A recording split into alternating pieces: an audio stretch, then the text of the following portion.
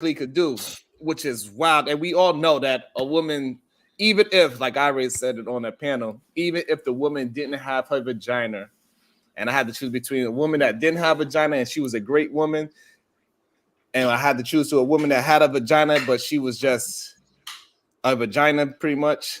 She didn't do nothing wrong to me or whatever. Like that's how they framed it out. Like she don't do nothing wrong. She don't add no value to your life. She don't do nothing for you at all besides her vagina. She's not a detriment to you.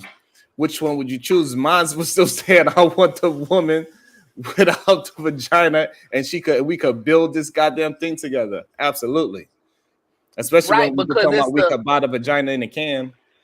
You know, masculinity and femininity go together, right? Masculinity don't go and flow with masculinity. Masculinity flows with femininity. And when you get both of those two pieces together, that's a perfect puzzle. You know what I'm saying? So absolutely. If you're a masculine man and you attracted to other masculinity, then Jay Prince is right about you. You need to not Jay Prince being right. Oh my God. Exactly. That's crazy. But I gotta agree with the brother because listen, he understood it. He understand it. Like he know, like, yeah, if you masculine and you are attracted to masculinity, then you got a problem. Absolutely. Right? I also want to bring in our guy OtisWho. Hey Otis, did you see and hear or watch this show last night? Yeah, I saw that mess. Wow. So what was your thoughts? Those are a bunch of the content creators within this space, and we showed our different personalities, our different ideologies. From what you got before we start watching the video, what is your thought patterns on what was going on last night? And why is it a mess? I saw just my observation. That was my first time coming across that. You know how things pop up in your algorithm. So I'm just going through YouTube doing what I do, and that algorithm popped up. So I clicked on it. All men popped up. I think it was about 8, probably more than that. It was 10. And I started to hear the conversations. I saw you up there. I saw Daryl. I don't know any of those guys. I'm just outside looking in. And I'm hearing it, and there was a lot of, in my opinion, a lot of men, majority of the men who were just saying something, in my opinion, just to be heard, just to say something, just to be spewing out things to draw up. To me, a lot of people just say stuff just to get the conversation going. I don't believe half of the men believe over half the things that they were saying, in my belief. If they do, it's a great time to have a conversation about it. I believe the conversation went okay, but I agree with what Brownsville saying, which is kind of surprising myself. I'm agreeing with Brownsville. But yeah, it was kind of blase. I don't agree with a lot of the things that were being said, but it is an opportunity to have that conversation, great dialogue. But yeah, a lot of the things I could tell in their face just by me. I could be wrong. They didn't believe half the things that they were saying. They were just saying it just for shock value. Damn.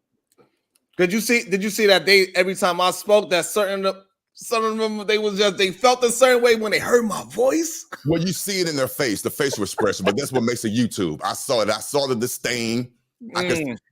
It upsets me, and I have to control myself as well. It upsets me when you're speaking, you can just see the disdain in other people's face, and they want to allow you to try to speak. They just want to just pounce on you so bad. They're waiting to respond. Yes. Instead of listening. With an articulate response. They hear one thing that's going to quote unquote trigger them, and then they want to pounce on that, and they alleviate everything else that was said. That's the part that I have a issue with. Yeah, that was very strange. So, what is your thoughts on the question of do women have value beyond a vagina? You on mute. You're on mute. I'm sorry, I pushed the damn mute button. Of course, women have value past their vagina. Of course they do. If anyone that doesn't believe that, again, those are talking points just to hear themselves talk. I don't care how strong of a man cave man that you are or how dominant that you want to be, and you don't believe women have rights. Come on now. When it boils down, you have to honestly believe and know that a woman has more value past their vagina. Damn, that sounds crazy. Shout out to my beautiful, lovely friend. He's always been nice, light-skinned, and lovely. So handsome. Shout out to GBGville. Shut the fuck up. There you go. Monetization gone. Go ahead. What's up, GBGville? Yeah. You know what you get when you invite me. So, anyways. What was your thoughts on last night? Yeah? Did you Y'all enjoy niggas yourself was petty as a motherfucker. Did you enjoy yourself last night? 80. No, I didn't. I actually fell asleep on you niggas by the question: do women bring in inherent value? Like if Ham said, like if it was pussy in a can. At that point, I had just fell asleep, so I didn't catch the rest of it. I'm gonna be honest with you. I was only there to support the GBG because GBG over everybody. I don't give a fuck the rest, and it's just that simple. But from what I saw last night, spend $2 on the swear jar for sure. You came in. I'll cash app. I'll cash app you. IOUs. I'll send you a cash app with $1 on an IOU on the $1. I'll pay that on the 1st of April. So, you niggas was petty last night. You niggas was real petty. From what I watched last night, you niggas was petty. All you niggas, collective. What? Collective. All you niggas was petty. What did the lieutenant general do that was petty? Oh no, GBG didn't do anything. No, you said all. And like I said, 80%. Said all. Yeah, I said 80%. Okay, so let me rephrase it. I'm sorry, sir. Let me say this. The majority of you. Because on Ham's channel, we don't do some or we don't do half and half. We base it off majority and minority. The majority of you niggas was petty as fuck last night. Damn. The majority.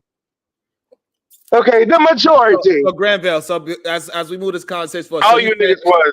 So what you were saying that people were acting like mean girls last night? Oh yeah, definitely. All y'all niggas was. Majority of y'all, yeah. We don't do the women. Okay, the majority of you. I just said the majority of you. The majority of you, yes, the majority, and you're in that majority as well. I was not a mean girl. So what the point is, the women had more class than y'all a week ago. The women were more cordial. Okay. Those hyena loudmouth demons that Ham did that panel with, like a week ago, like we all know the women have had on that panel, they can get catty, they throw subliminals, they talk their shit. And I love all those beautiful women for doing that because I would not have fun in this space if I did not have a woman to argue with. Because arguing with women. Hold on. You said something important. Hold on. This is not verbal Tourette's. So you saying that women do have a value beyond their vagina? That they actually their mind is important as well? Women have a value to entertain me. That's about as far as they go. Damn. Past their vagina. So that means without their vagina, they'll still be entertaining. If the sexual attraction that I have for them wasn't there, probably not. Damn. You don't believe that, man. I like women. I like women, but I think they're utterly. I want to make sure I'm clear because you are confusing me right now. Do women have value past their vagina and before?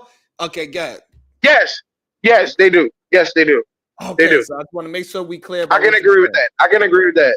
Okay, all right. So, but the women from a week ago, they stayed in their frames better than all these big content creators last night, and that's what really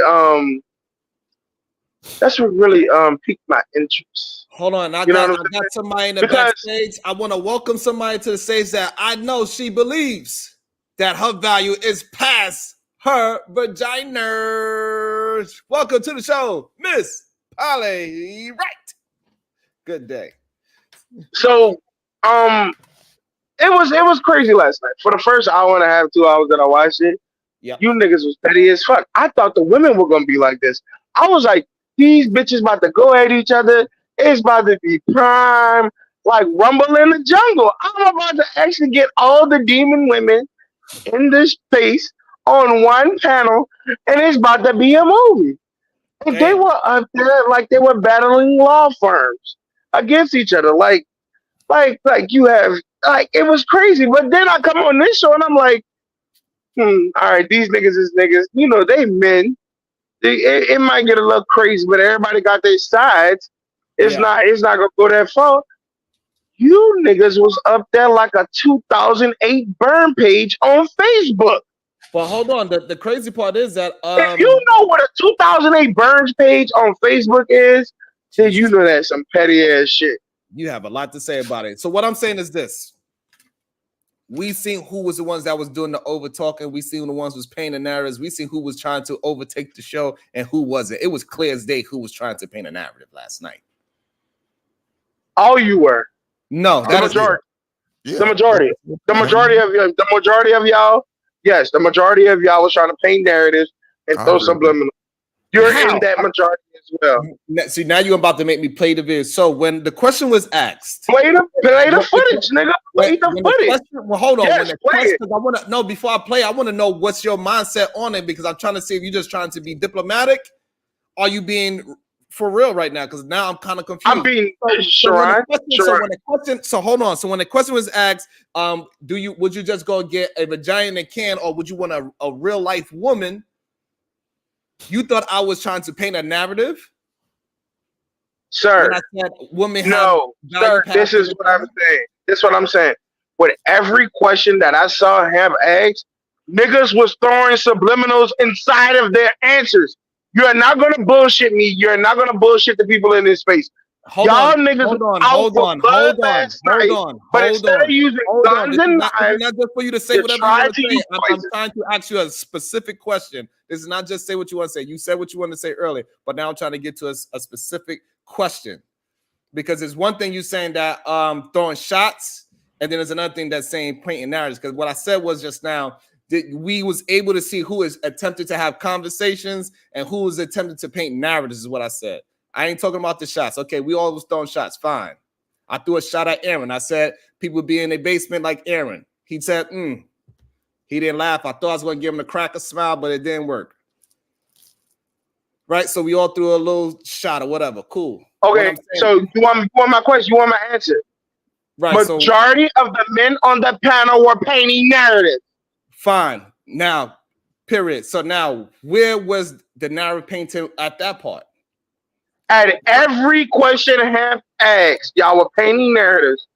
Every question. Hold on. What do painting narratives mean to you? It went first. Excuse me, sir. Excuse me. Because it doesn't sound like you being for real right now. What do painting narratives mean to you? Could you give me the definition of it, sir? Please. You're good at finding definitions. Give me the definition. You know I didn't graduate from high school. Because I got what I have in my mind, but I give you the exact. This guy. Thank you so much. Narrative. Hey, did he have an actual example? Did he can pick out Otis, why not? Otis, yes. When the question came, do bitches have pussy in a can? Would they be worth anything? Sharon proceeds to say, well, there's some men out here that don't want to build anything, don't want to build families. They don't want to proceed. They see no value inside of women other than fucking. You said something sort of that line, correct, Sharon? What I said was only stupid men. You know, what I said, hold on. I want to make sure I'm clear. What I said was only stupid men think that women do not have value beyond their physical abilities of vagina is what I said. So if you're a stupid man, you cannot see past the physical in a woman. And if you are a strong, intelligent, smart man, yes, you can see past her physical attributes. I agree with that. Okay. That's what I said. But also, Otis, you have to understand something when it comes to the premise of fatty. One of Fatty's stances in the premise is women really don't have value as much when it comes to outside of the vagina. Right. Fatty has said that. Fatty, if I'm wrong, could you please correct me? When Sharon proceeds to say only stupid men think that women don't really have value outside of vagina, right? He is painting the narrative at Fatty. that is throwing a shot, that is painting an narrative that fatty stupid. Oh, okay. Because he doesn't think that women have enough value outside of vagina. I ain't gonna lie. Hey, GBGville, I ain't gonna lie. Do it. Let's do it, man. Until you said it. Hold on. I want to give you some. Hey, yo, that was crazy. What I want to say is this. Until you said it just now. You're not gonna pause that? You're not gonna pause that? Please pause that. Pause that. I paused it for him. I paused it for him. Jesus Christ. My bad. Until you said it, I didn't realize that it would look that way. To be honest with you. Until you just said it out loud. But that's not hold on. Can I say one thing, Sharon? Let's have a conversation, not just you have verbal Tourette's. Everybody want to have a word in. Can I have one thing? Shit. But let me say one thing, buddy. Please, pretty please. In the wise words of multilingual generational that used to be in these panels, checkmate. Checkmate. Checkmate, baby. The fat man is undefeated. I'm the true undefeated. Thank you. So what I'll say is this: like sometimes when I say these words, I apologize that I could paint the picture so well that a whole human being pop up in your mind when I say my words. I promise you that's not my intent. Are you painting a picture? So you were painting something. I didn't realize you're painting a picture, right? Jesus. That's how you paint a narrative, right? Right. So that's what I'm saying. I'm conceded to what I am conceded to what you're saying. So I use my words so beautiful and precise. It sounds like I am talking to a specific person when I talk. So when I say the word stupid, I don't actually mean a certain person, but when I say stupid, a certain person pop up in your head, I apologize, but I cannot help it that when I say stupid, that a certain human being pop, you're like, oh. But that's painting a narrative. You're throwing a subliminal, painting a picture. And a person's going to deduce the picture to who you're talking because they're going to do deductive reasoning. The human brain does deductive reasoning. So when you paint this picture, you're leading them down a road. That's painting a motherfucking narrative, bro. Am I wrong? No, you're not wrong. So what I'm saying is this, though. I didn't do that on purpose. I was being very honest when I said, if you are a stupid man. If the woman that's walking around on the earth, you cannot see anything past a vagina, you're a stupid man not to see the woman for who she is besides her physical. Because I know in a long-lasting relationship, which I said on the panel, that sex is the least thing that you're going to do with your woman. Even if you have sex every single day with her for the rest of your relationship, that's going to still be the least thing you do with your woman in a long-term relationship. You're going to eat more, drink more, sleep, talk. Facts. Everything else is going to be the last thing on the thing. So hey, Sharon, can I say this though? So for me, yes, you can after I finish. Shit. So for me, what I'm saying is that when I'm painting this picture, I was not my intent to say that specific person that popped up in your mind, that person was a stupid, dumb, and hateful person towards women. I didn't know. But if the shoe and I will say this. If the shoe fit, wear it. I know. But look, I will say this. What do you call it? Sharon, what do you call Sharon, you were not. Hold on, sir. Hold on. I'm talking to Sharon. I'm not going to answer you, sir. Oh, that's fine. I'm not going to answer you, sir. It's either I let you. I got a question for you. Well, you got a question for you. I can't hear. I'm legally blind. All right. So allow him to ask you a question. Stop taking over my goddamn show. Right. Motherfucker. Go ahead, Brownsville. I mean, my question to that brother is, what do you call someone who is unable to see the value of a woman except for sex? What do you call someone like that? Okay, I would like to answer you, Sharon. Last night, the things that happened last night, you weren't the only one doing it. The majority of the people on the panel were doing it last night. Mostly, I was painting pictures last night, throwing shots, painting narratives. The majority of you motherfuckers was doing it. You weren't the only one. And I'm going to just leave it at that. Okay, because my point. Right, cool. So you got that point. Yeah. I don't want you to bring that point back up again. God damn it. You said it about 10 times so far since we've been on the conversation. All right, so like I said before, it was not my intent to actually paint the picture about said person. I will apologize for characterizing that person to a T so well. Why are you apologizing? That's crazy. If you say what you said and you meant what you said, if someone falls under that definition or category, so be it. So why do you need to apologize for that? Damn. Well, I'm just again, because it wasn't my intent at the time. That's why. Otis, let me ask the same question to you, my brother. No what problem. Do you call a man who is unable to see the value of a woman except with sex? What do you call that man? I personally wouldn't call him a man, personally. But I don't know what the definition is. I don't think there's a term for that. What is male chauvinist? What is it? I don't know. But that's a good question. I don't know. Let's get Miss Polly. She's been quiet. She's been patient. Miss Polly Riot, what is your thoughts on what do you call a man that cannot see any value past a woman besides her vagina? Blind. so they blind and stupid? I don't think anyone's stupid because I'll be, not knowing or not experiencing something. You know what I'm saying? Because we all could then say we're all stupid because we don't know, something that we, shoot, I don't know rocket science. Am I stupid or am I just not educated in that field? area? In that field, and that's okay. Considered stupid, right? In that field, but no, I don't think you're considered stupid. You're just not in the know, and that's okay. You just got to get. I'll be honest. Okay, so let's talk about that. If you want to talk about that real quick, there are a lot of men who don't see value in women. But women are also not showing their value. Disagree. I think there is no. The only value really we're showing is that we can do it by ourselves. Can you say that? Because if I want to be with you, Sharon, I'm not going to show I can do it by myself. I'm going to show you that you're needed. Yes. There you go. Okay. So this is how I look at it, right?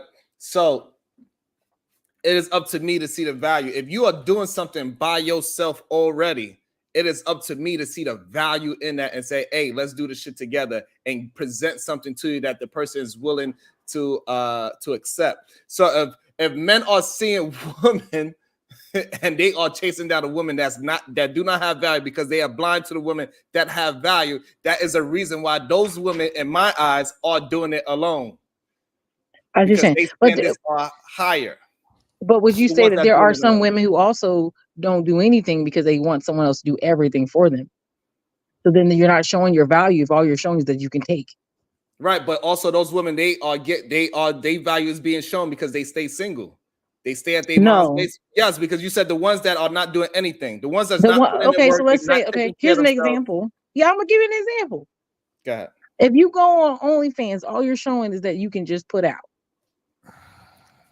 Right, but that's for those that. Okay, and then if you're a person who only goes to a regular job for regular people, all you're showing is that you can do you go to work, but you expect a man to do all the other things. You want him to do everything. As soon as he gets with you, you want him to start paying bills immediately. You want to do all this stuff. You are then saying that only thing that you're doing is when you come here, you can have sex with me, and I could probably make you some food occasionally because I have to go to work, and then that's it. So what other value are you showing? What other things are you providing for them? I'm not saying women are bad and men. I'm just saying. What percentage of women, Ms. Polly, what percentage of women do you believe is behaving the way you're describing? What percentage of women? Better question. Okay, good. I will say a good 70%. Hold on. So you're saying 70% of women are showing that they do not have no value past their vagina? I didn't say they don't have any value. They're not showing that the value is more than just sex. Right. Yeah, gotcha. That's what I'm saying. But so now this is where I would absolutely disagree. Like to what percentage? So no one knows the number. I mean, in my opinion, we're kind of getting off track. The reason why it's strange to me because every woman, and I'm gonna give it to Otis. So every woman that I know that's within my circle that I can have a phone call with, I could give you exactly what they value. Most of them are married women. So for me, my percentage in my phone would be 95% of the women in my phone absolutely has value. If I just go by myself. But isn't that anecdotal if you're only using personal? Because you may only fuck around with women who are showing their value. Now your view is just skewed. And that is a beautiful thing, because now that goes back to what you said earlier. If you cannot see women past their vagina, then that means you are blind. So therefore, I'm not blind to the fact that women have value past their vagina. So that means if you and other men are only seeing 70% of women without any value, that means you are blind. You need to change your prescription. You need to know that they are. So you can see more women. So the problem is not the women. Wait, Saran, we're not going to do that. No. Because this This is what I'm trying to say.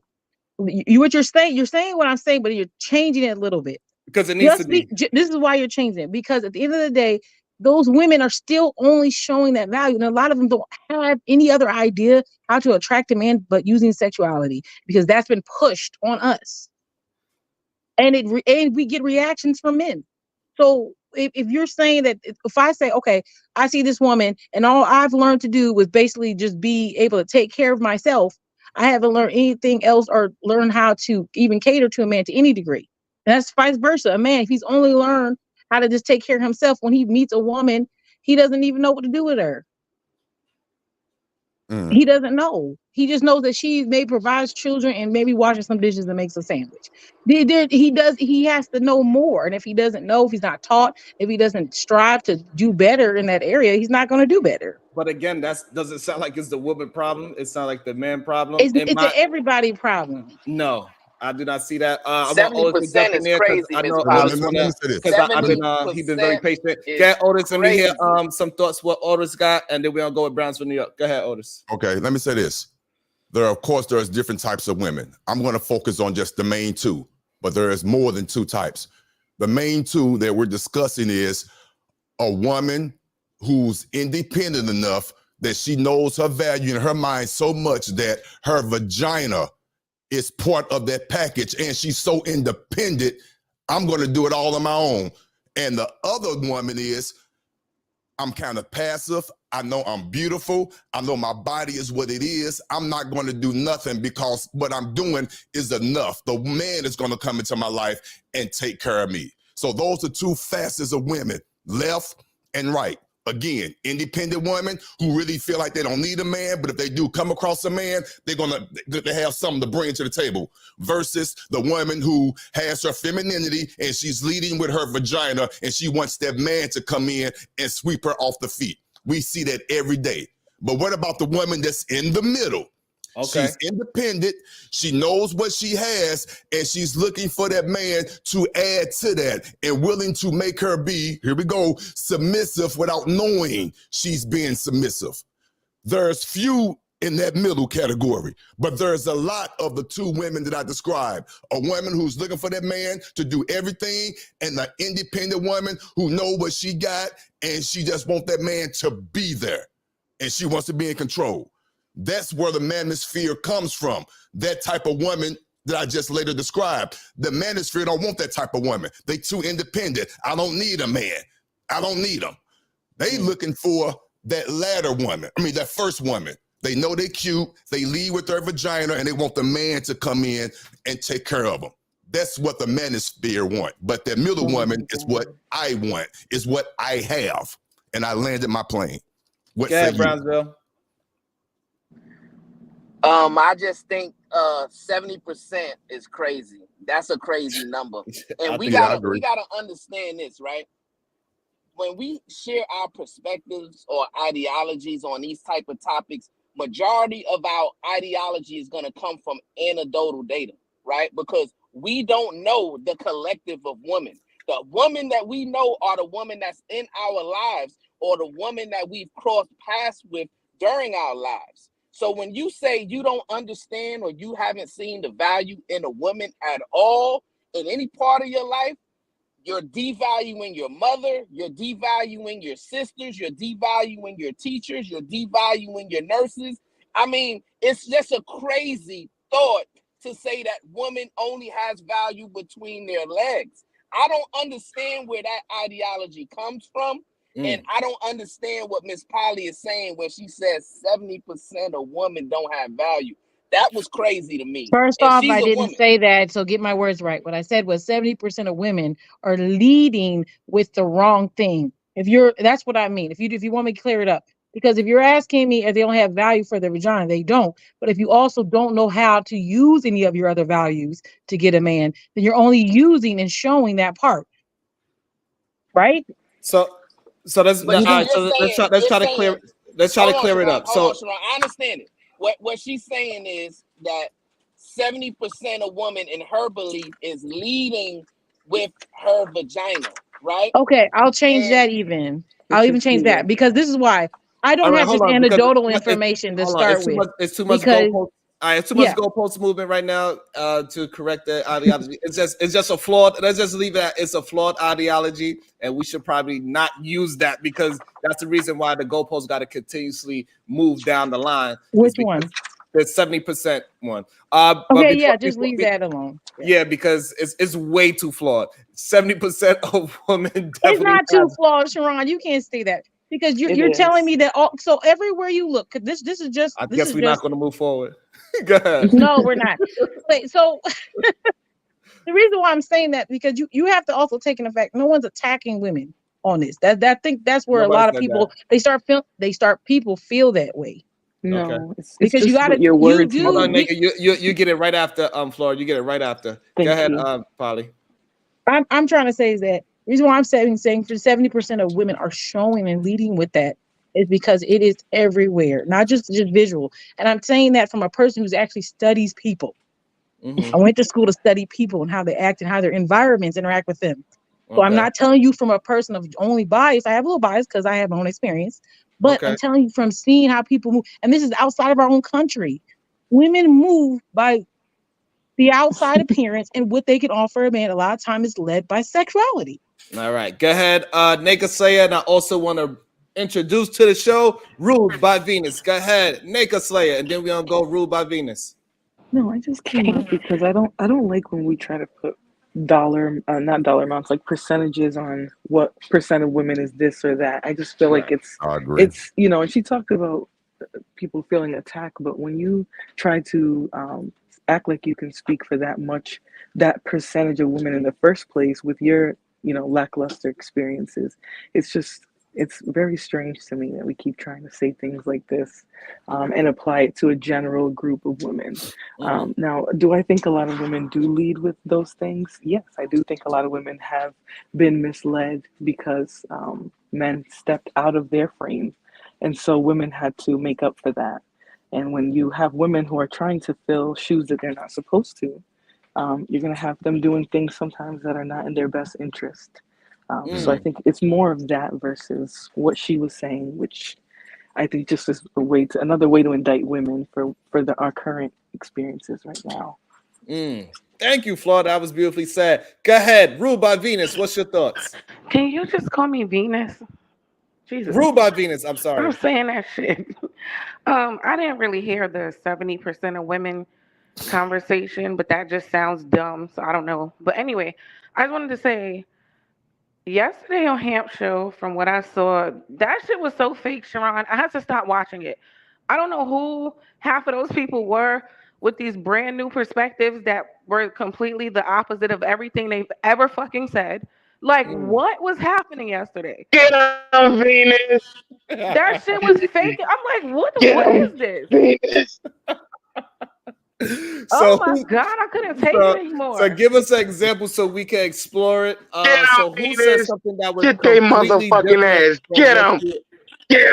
So who? Bill, wasn't it fake? It was so fake. So hold on, Venus. I would like to know who said something that was completely off the wall from what you are used to hearing them say. Oh my God, Jay Prince, first of all. Okay.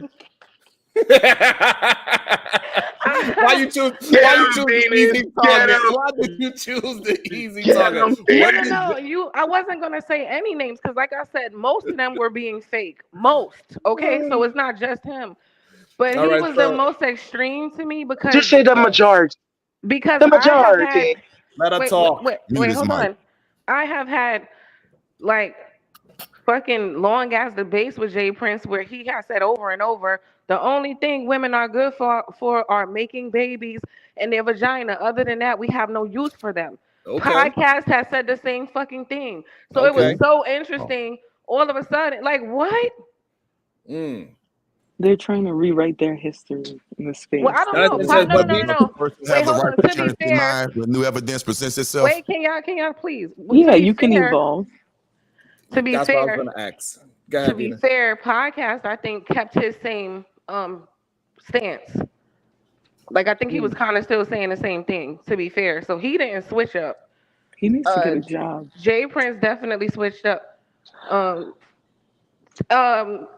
Fatty and Ali kind of been on that, and they stayed on it too. So it wasn't. They didn't really switch up, honestly, either. Okay. So my issue was like the switching up. Like what? Now women got all this value, and that you could see when you've been saying for 2 years straight that they fucking don't. Get the fuck out of here. That shit just pissed me off. It was just fake. Go ahead, Otis.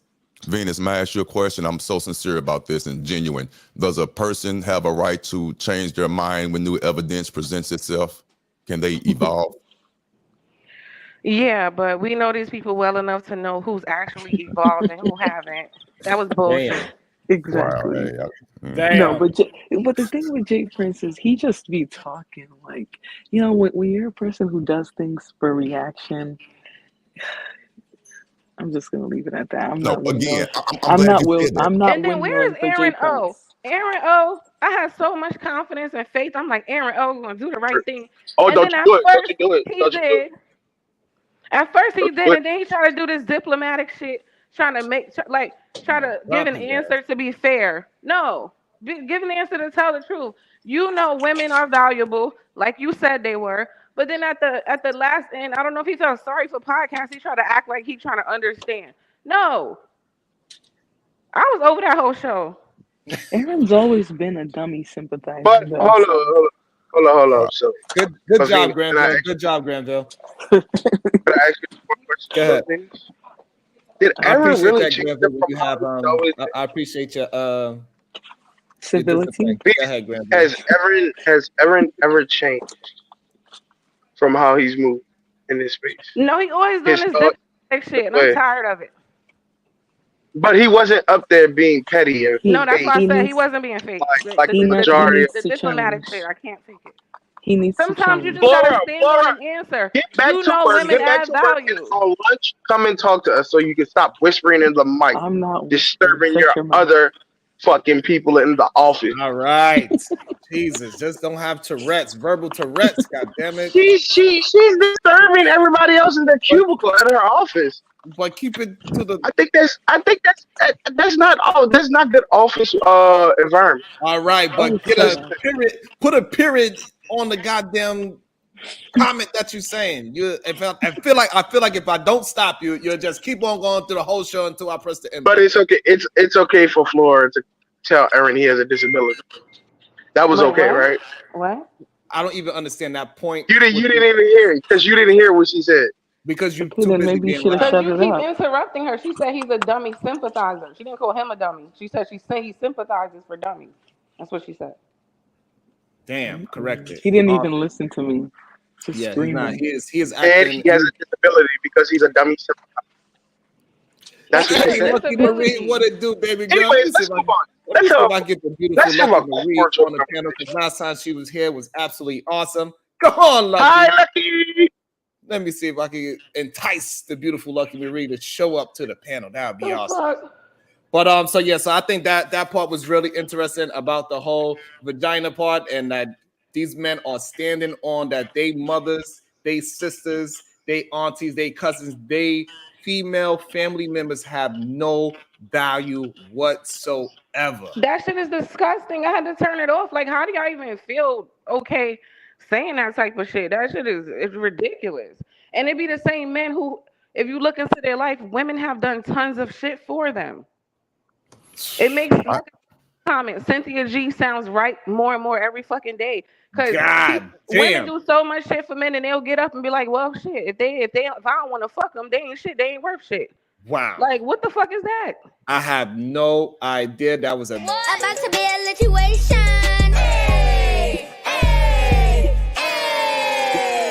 Shout out to OtisWho podcast. Change your mind when new evidence presents itself. That shows self-reflection, something that we preach a lot on this panel, on this show. Self-reflection. You need to change your mind when new evidence presents itself. And not only do you need to implement it in your life, you need to do it today, because tomorrow is a procrastinator's favorite day of the week. It's insane. Absolutely insane. How you gonna say that and you got family members, right, who probably let you sleep on their couch, sleep in their house, watch your kids, help you with your daughters, all type of shit, and then you get on the internet and say they don't have no value other than they vagina. What the fuck? Women who put money in your pockets to this day on your channels. Like, Venus, they're fucking they don't garbage. believe that, Venus. I really don't believe I don't think they believe that. They just talking to talk rhetoric and to get their views up. They cannot really believe that within their heart. Why are you making excuses for grown ass men? They gonna stand on the shit they say. That's what they said. No, I'm not true. They said it. I'm not making an excuse. But what Otis is saying, that they just being shock jockey, right? They just saying it because they know people are going to talk about it. They know we're going to talk about it and say this is egregious, this is retarded. How can you say that? And So they are saying it not because they actually believe it, because they don't stand on anything. They do not stand on their principles. They do not stand on their values. They just saying anything to do anything. And the women that are supporting this remedial rhetoric is wild to me personally. Yeah, that's all I was saying. Yeah, you got to be worried about any women who support that. So yeah, that's all. It just sounds a little wild to me. Imagine being one of their mothers. Like, just imagine one of their mothers hearing them say that shit. Like, imagine. Like, the pain you went through to push that out, and they'll get up and say some shit like that. Like, you almost died, giving them life, and then that's what they'll say. Like, they're trash. I'm sorry. I can't fucking take it. Anyway, I'm in the clouds. I just had to say that shit was fake as hell yesterday. Thank you. I appreciate you. Ruled by Venus. That's right. I said your full name. I said your full YouTube government name. It is up there, ain't it? Hey, Sharon, can you hear me? Yes, we can hear you. Venus is absolutely right, man. And it reminds me of a scripture in 2 Timothy where Timothy's describing the last days and what's going to happen during the last days. And he says that men will become lovers of themselves, boastful, covetous, proud, disobedient, etc., etc. So when I hear these men sharing these type of ideologies where it's men just loving men and men only finding value in other men, that's what it brings to my mind. Like, are we getting into those times that Timothy was referring to? Because the ideology within itself is crazy. A man and woman were made for each other. They're perfect puzzle pieces. If you're a man and you can't identify or see the value in a woman, something is seriously wrong with you. And I don't believe that it's just rhetoric that they're just trying to spew that they don't believe. Venus just told you, Otis, that some of these men been saying this for years. I think that they just don't know how to, or really, I hear what you're saying, and I agree with you. I honestly feel, and I'm not making no excuses for them. Lord knows I'm not, because I don't agree with that BS. But I honestly feel that they have a lack of interpreting their feelings and what they're really trying to say. And that's the easiest thing that they could say. A woman is not more valued past their vagina. That's what comes to their mind. That's what simplifies or makes it so simpleton for them to say. But of course, it's much deeper than that. Everybody just made the fact and made great points. How could you say that and you came out of your mother? Or if you have an aunt or whatever, you can't possibly, or don't yet alone have a daughter. So of course they really don't feel that way. I believe that. Of course, it sounds ignorant. The rhetoric is crazy, but I lay next to a woman every night. I have a daughter. I'm well aware of who I came out of. Come on now. I have my strong views about man being a man, but I know a woman has that role. They play a part, a great part. But it still doesn't negate the fact that a man still should have that dominant and superior role. But I'm not going to sit there and be foolish and not to say a woman is not valuable past her vagina. That's idiocy. My plane is landed. About to be a situation.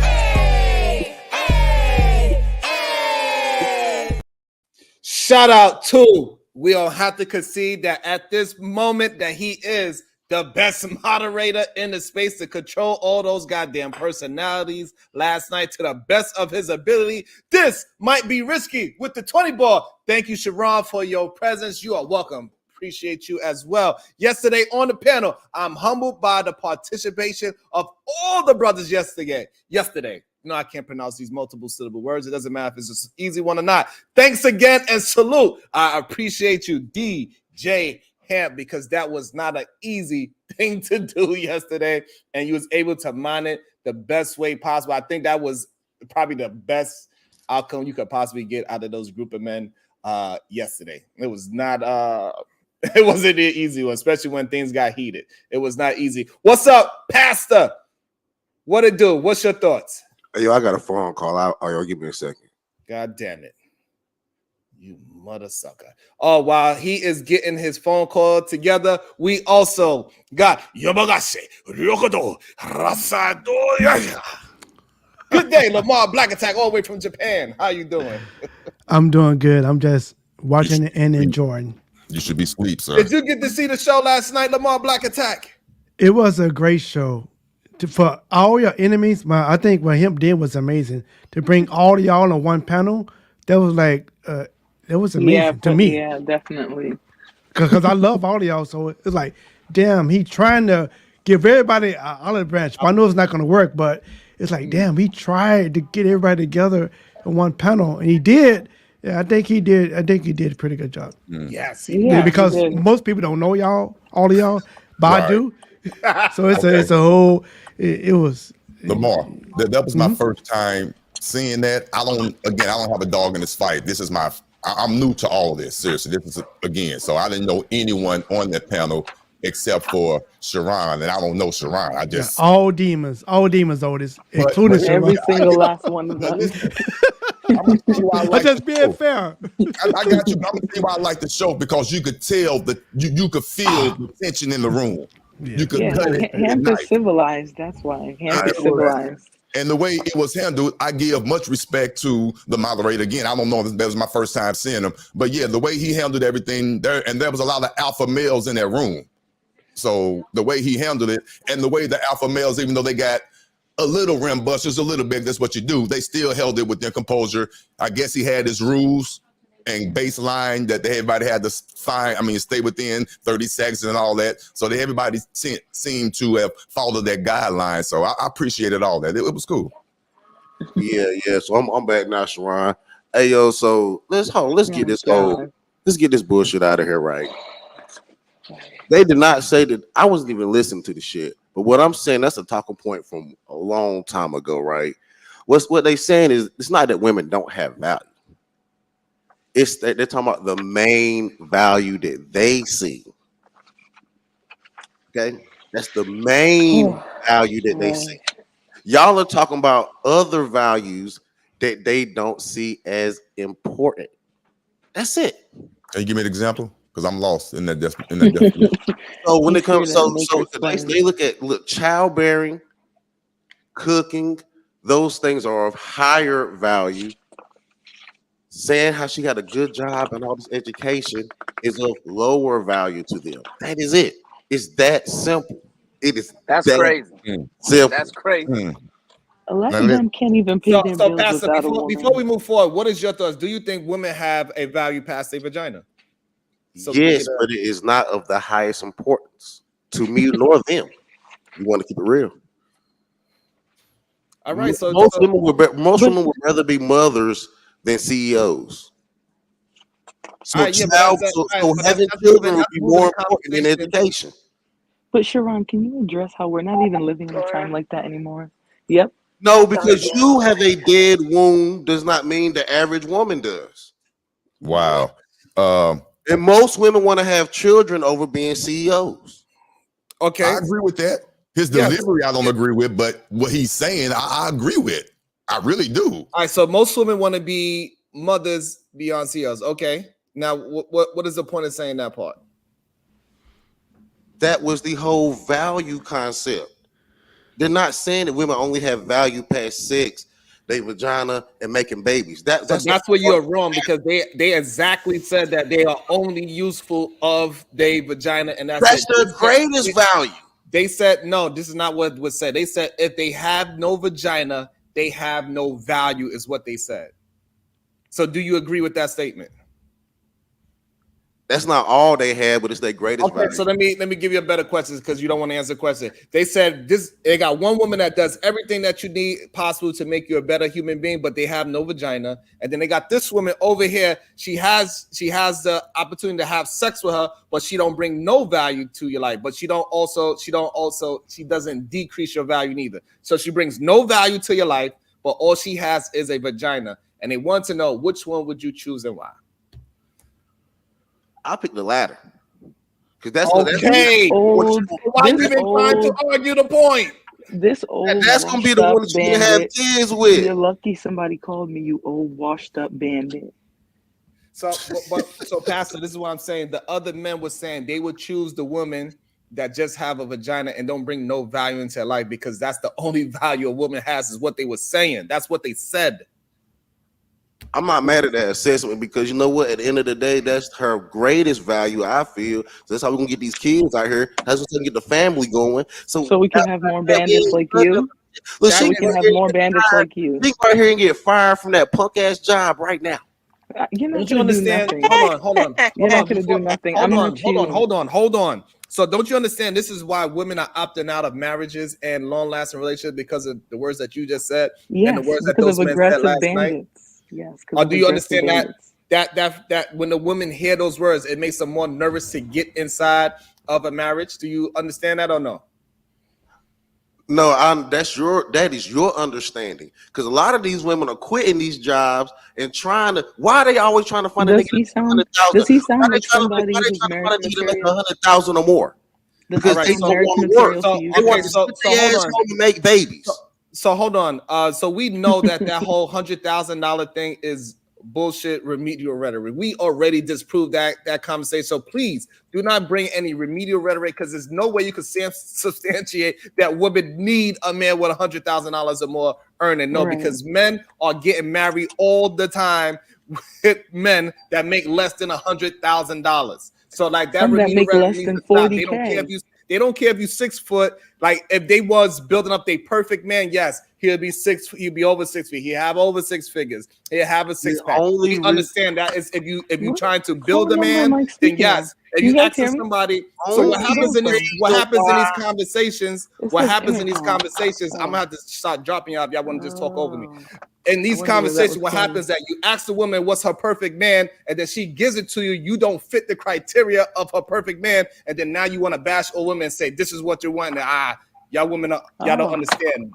It's crazy. No, I said that to prove my point. Did you hear this? I don't want you to prove a point. I want you to have a conversation. Hold on.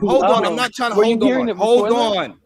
Oh, it said have some decorum. What I'm saying is this: I don't want you to try to just prove a point. I want you to have a conversation with me.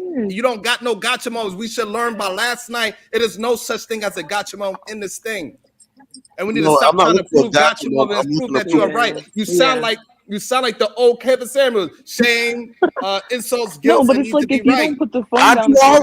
I do all of that. I shame, blame, explain. Yes, I do all of that. I don't even know what that is. That's another talking point. Why?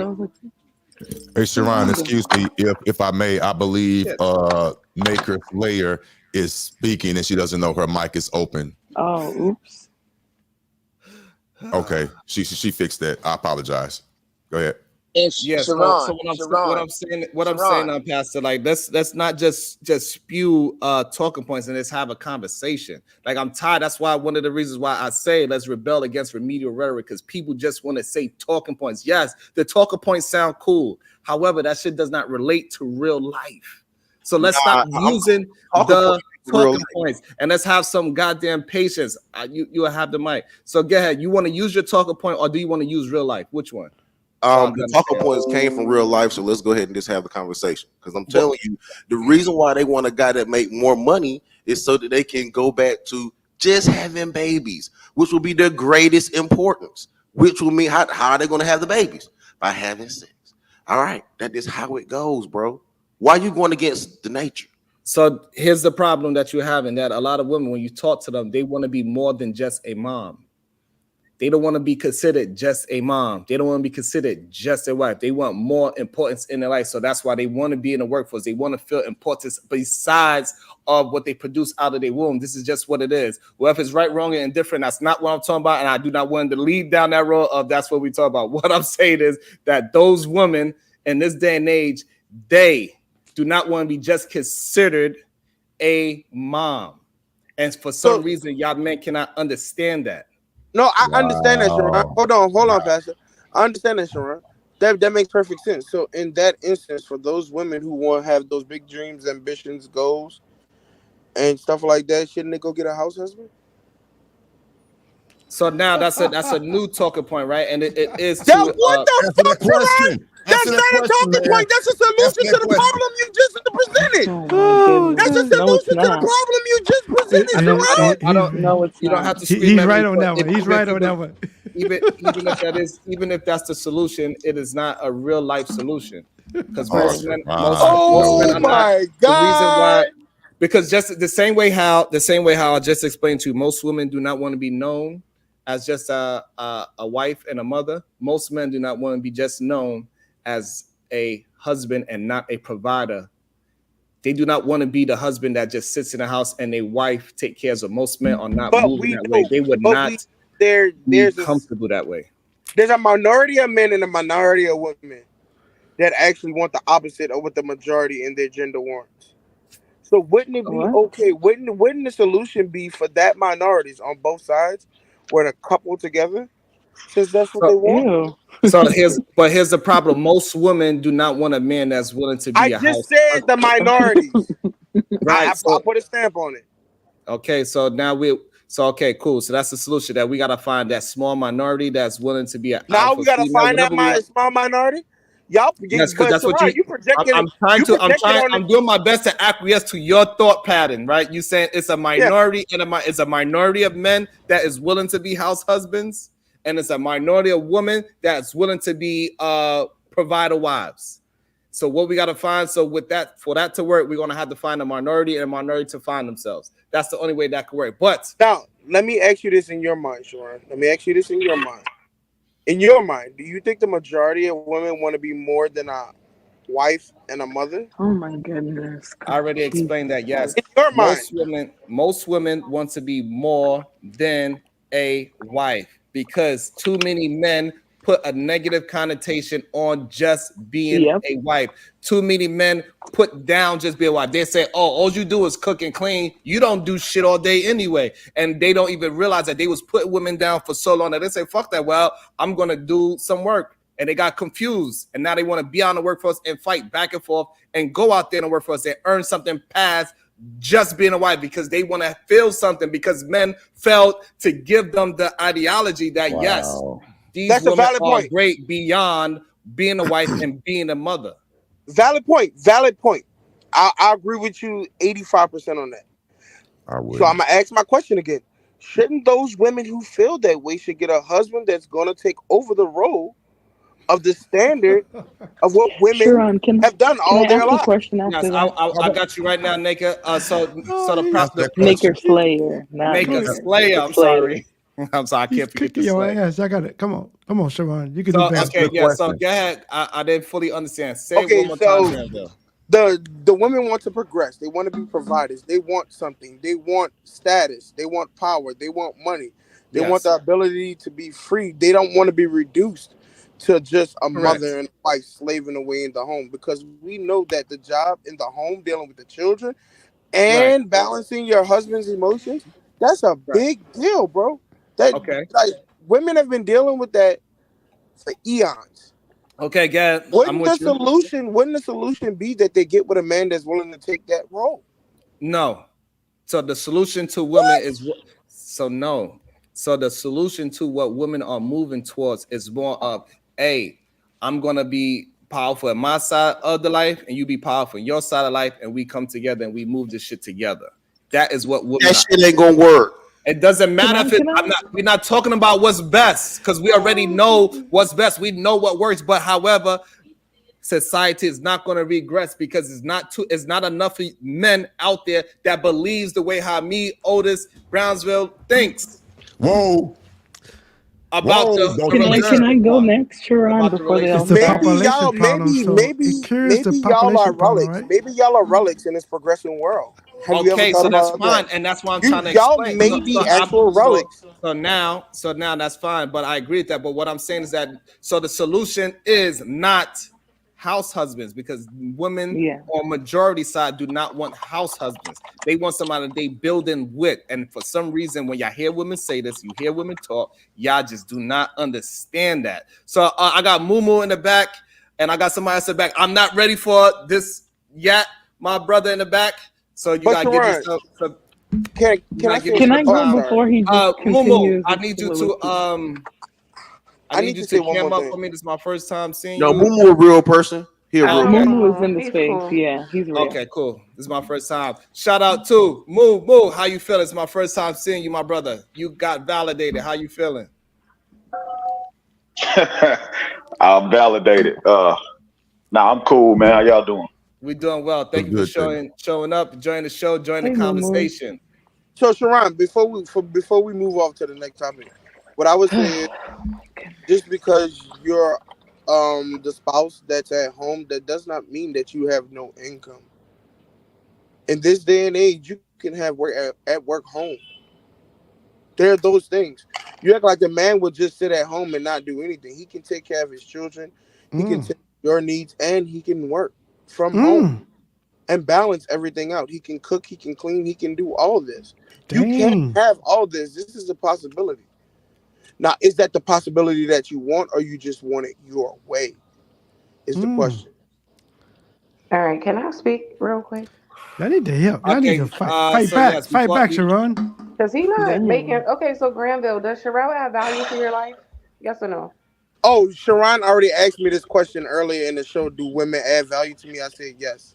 So Sherelle's not your wife or your mother, but she adds value to your life, right? But I already answered the question that women add value. Here, so I wasn't here. I'm just asking. Yes. Oh yeah. He so why are you asking about Sherelle? I don't get it. Because you weren't here for the question. Yes, she wasn't here for the question. Yes. Women add value to my life. So then what do I don't okay. So anyway. So right now, Venus, you don't get what? So hold on. So she's not let's catch up to the conversation. So she could be so everybody could be on the same pattern. So Granville, please ask your question now so everybody for now moving forward. Somebody's echoing. The question for okay, hold on. Let's see where the misunderstanding is at. Go ahead, Venus.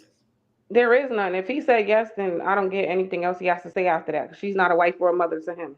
But anyway, I just wanted to point something out too, right? Yeah, look how you paint that narrative. Like I was talking negative on one. We cleared that the narrative was a misunderstanding. Let's move forward. Go ahead, Venus. So, would you say that the richest men are probably the smartest men in the world, Sharon? No. No? Like they're smart enough to get people that smarter than them. Because I thought about something Aaron O said yesterday, right? In terms of value, when he said women have it, the problem is most of you aren't smart enough to see it, right? And then I thought about most of the most successful, richest men in the world all have wives. Do y'all notice that? Every single, like not every, maybe like 95% of them, whether it's a president, whatever CEOs, it is, a CEO, and when they lose one, they get another one. So it seems like the smart men, like Aaron said, do actually understand the value of women, and the men who are not smart are the ones running around saying women don't have value. The problem with Aaron's let's go one at a time. Let's go one at a time. Let Nika say, because she can't speak loud. Go ahead, Nika say. We'll give you the floor, and I also want to bring Mumu into the conversation. So so we're gonna go Nika Saya, Mumu, Lamar Black Attack. Go. So the problem with that is that men assume because we do things, for ourselves, or like they say, we make decisions based off of our own wants and needs, that we're not smart. So if we're not benefiting men, then we're stupid.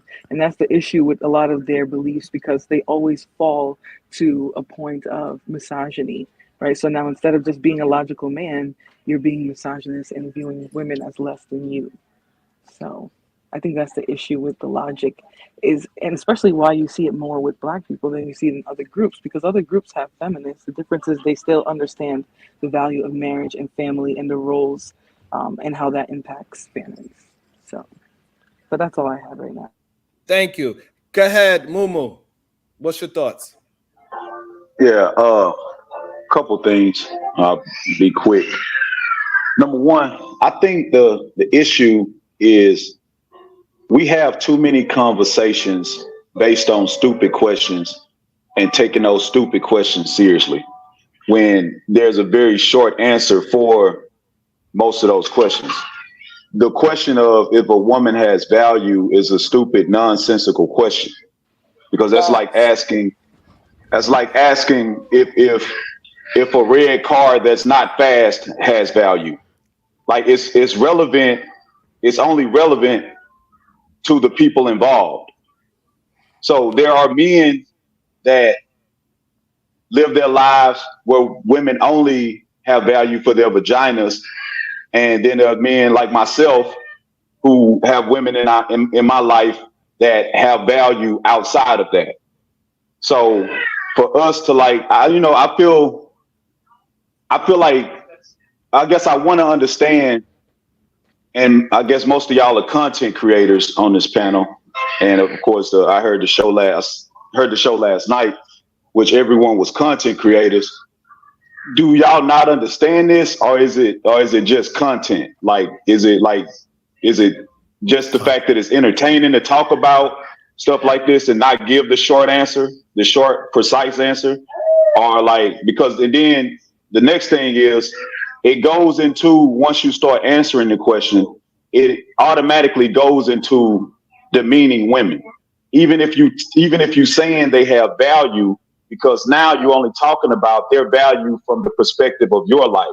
Now you putting the women, now you having a conversation about the women saying, well, women do this for me and women do that for me.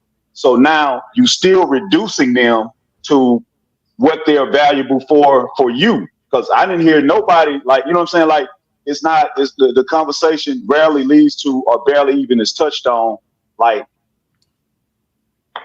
their value as far as how they see themselves and what they want for. And I know that was touched on too, but it's like, it turns into a bunch of men arguing about what women do or don't for them.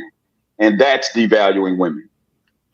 Why would I ask a woman's value for her if we are together? I don't care about her individual value. What is her value going to be when it's us? But that's what I'm saying, bro. That's what I'm saying. If you talking about a single woman, bro, if you talking about, I can name any random woman out there. I can go look outside and look at my neighbors' houses and point at any random house and say, no woman in that house has any value to me.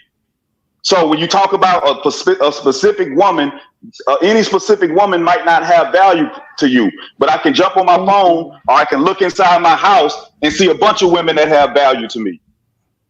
Now that is true. Exactly. And that was the point of contention last night. That is perfect. Great job, Mumu. Gail, Lamar, Black Attack, what's your thoughts right now? And then we could go with Lee as well. We could welcome into the show, and then we just open it back up and get our points out. Go ahead, Lamar. Yes, I want to add to the Venus point. She is correct. I think all people have value, and I'm not talking about all lives matters bullshit. I mean, when I see a person, they are a commodity to me. They're going to add something to me, something to my network. They are valuable. so yes, everybody is valuable. Number two, we can't be one-sided. Yeah, there are some men that think women is only good for box. There are some women that only think a man has ATMs. We can't deny that. So yeah, there are some people that's going to say that. That's because I don't believe it. I don't think it. It is what it is, right? Mm-hmm. But the only problem with that, we agree that, but now you got to substantiate when you say it. So if you say their only value is the box, now you got to substantiate why is that. And then now the people that's on the other side, we're going to substantiate why is that. And then who got the better ideology is what happens. And so we could clearly see that the men that are saying that vagina is their only thing that a woman has is clearly faulty, and it's set out of hatred, and we can clearly see that it's hatred when you say something like that towards women, because you have, like Mumu said, you have women in your phone right now that you could call that has value past their vagina. So therefore, you are just mad because you cannot get the woman that you want. Go ahead, Unlikely. That may be true. Let me answer that. It may be true. Like, so I can't expect everybody to be me, right? Come on now. Everybody, some people are going to be that way. Some are going to be that way. We can't be one-sided. Some women think of guys at ATM. Some men think of women ain't nothing. They just a box. I don't think it. And I don't know, it's just the way it is what it is. And you want to make money. Like Venus said, the most powerful, richest man in the world, they know women have value. They use them. So that's all I want to say. But Lamar, you don't think that that's because of women's response to men and what they've been valued for? Well, I'm just by speaking on Venus. Venus is right. Women has powerful value. The most powerful men in the world use their wives. Like, yes, their wives are not closing deals. Their wives are just a staple hold. But they still have wives. That's the problem. They're just regardless. That's why they can be replaced so fast. That's not true. That's why he can drop one and get another one. No. They still have value though. Not true at all. That's not even some of them don't have value. Some of their wives. So what if their value is just to sit next to him? What if their value is just? It's still a value, right? So even a car. If you buy a car and you say the value of the car is because people look at me differently, it's still a value beyond that. It gets you from point A to point B. So sit next to me and you shut up. That might be a big value to me. So say that a car value is only to get you from point A to point B would be a lie, because no, a car has way more value than just getting you from point A to point B is what we are saying. But go ahead, Unlikely. Because y'all like to use what's up to everybody on the panel and the chat? What's popping? Yes, sir. I think that y'all taking an argument out of context and y'all doing what y'all typically do, which is move the goalposts to fit your argument. Because what they saying is the women that I want to have, not my mom or my aunt or the granny down the street, but women that I want to sleep with. I don't even, what they was basically saying, I feel like, and I'm gonna play devil's advocate, is I don't want women around me if I can't sleep with them. And a lot of their value drops if they didn't have box in the first place. They wouldn't be in a lot of situations that they in. And I agree with that. I'm not saying women don't have value. It's dumb to even have that argument. And I get it. The women, they want to hear this all day. They're gonna let y'all sit here and talk this, just run around in this same circle. But let's really have a conversation. Ask me that question that you asked, old boy, where you said, will I take a woman that I can have sex with or a woman that I can't have sex with, but she got money? No, so all right. So here was the question that was asked on a panel last night. So you have a woman. She doesn't have that special part, right? But she does everything right for you. She builds you. She does everything that a woman can possibly can do besides that. And then we got a woman that can do that, but she don't add any value to your life whatsoever. And also she doesn't bring no value down. Which woman are you choosing? All right. First of all, which woman would you choose? Let me ask you that. I'm going to choose the latter. Okay. So I would say to any guy that say that they would choose the woman without the box, why you don't just go get a man? Whoa. Okay, that's fine. You can ask that question. So the reason why that's what I'm saying. I mean, because at the end of the day, that's not even a woman no more. A part of her, and then if she don't got box, doesn't her what is it? We got masculinity. I want to make sure we understood that you didn't answer the question. That's number one, right? And number two, yes. So that's what I'm saying, that a woman has a value. So basically telling me to go gay. You telling me to go gay. You telling me to date men. In that question, you was just asked, are you gay or not? That's what that question is, right? No, Yo, Lee, you just said to get with a girl. Lee. Man. No, because there were men on the panel yesterday who said I would. All right, you know what, bro? Look, y'all go ahead, man. Y'all talk to the women. Y'all somewhere else. I ain't gonna talk no more. We're just trying to get you on track. You're going left. There were men on the panel yesterday who said I would take the woman with no vagina and just sleep with someone else. It wasn't a question about being gay. You going somewhere else. That means they not with her then. That means That means they trying to point find though. That's my winners. whole They trying to point though. piece You them. basically because hold up. You basically telling me to get a girl that I can't have sex with, opposed to get a girl that I can have sex with, and the only reason I'm picking this other girl is because she got value. Damn, you might as well date a dude. Nobody told you anything. He just asked you a question and you never answered. Nobody forced you to do anything. He did answer it. What's the question? I see that you mad because he answered it without answering. What he's saying is that he would choose. So what he's saying is that he would choose the girl that just have a vagina. He don't care what she does, as long as she has a vagina. That is good for him. He does not want that. He don't want that woman to. Huh? I'm choosing the woman, not the man, because the other in this make believe world, that's a man. No, that's not a woman. Because so a man, so a woman. So the reason why it's not. If you don't have a vagina, how are you a woman? What are you talking about? You see how first you be cool with me, then the moment I take any side that differs from the woman, you start trying to attack me. Hold on, Lee. Hold on. This is the problem with the. Hold on, y'all. Hold on. Before we get into a crazy argument, you got all this animosity for what? Hold on, Lee. Lee, I don't want to drop nobody. Come on, let's go. So what I'm saying, this is the problem with these dumbass hypotheticals, right? Because then now when we go with the hypothetical, right? Now people want to be exact. So you cannot be exact when we bring in a hypothetical. So if we're gonna go with the hypothetical, you got to stay with the hypothetical. You cannot add things into it and say, "Oh, that's not a woman anymore." No, this is the reference that we have. Do not make it exact now and say, "Oh, if you take a vagina out, then she's a different gender." No, that's not what the conversation then to answer your question is I'm gonna be with the woman because a woman with a vagina is more fun. But they both are women, right? But now you make it I said a woman. It was just a metaphor, and I get it. People get emotional, and this is like a little simp nation type of circle we having right now. That's cool. But I'm here to. It kind of is. But I got a question. All right, hold on. I want to bring some new people in as well. I got a question 10-15, Anastasia, what's your thoughts? And I'm gonna get you Lamar Black Attack. So we're gonna go 10-15. We're gonna get World Class in it, and we're gonna get Lamar Black Attack. Hey, Otis, thank you for being so patient. I'm good. I'm just listening to all 10-15. Yeah. Well, what's good, Sharon? What's good? I'm man? doing what's good well. Everybody up here, bro.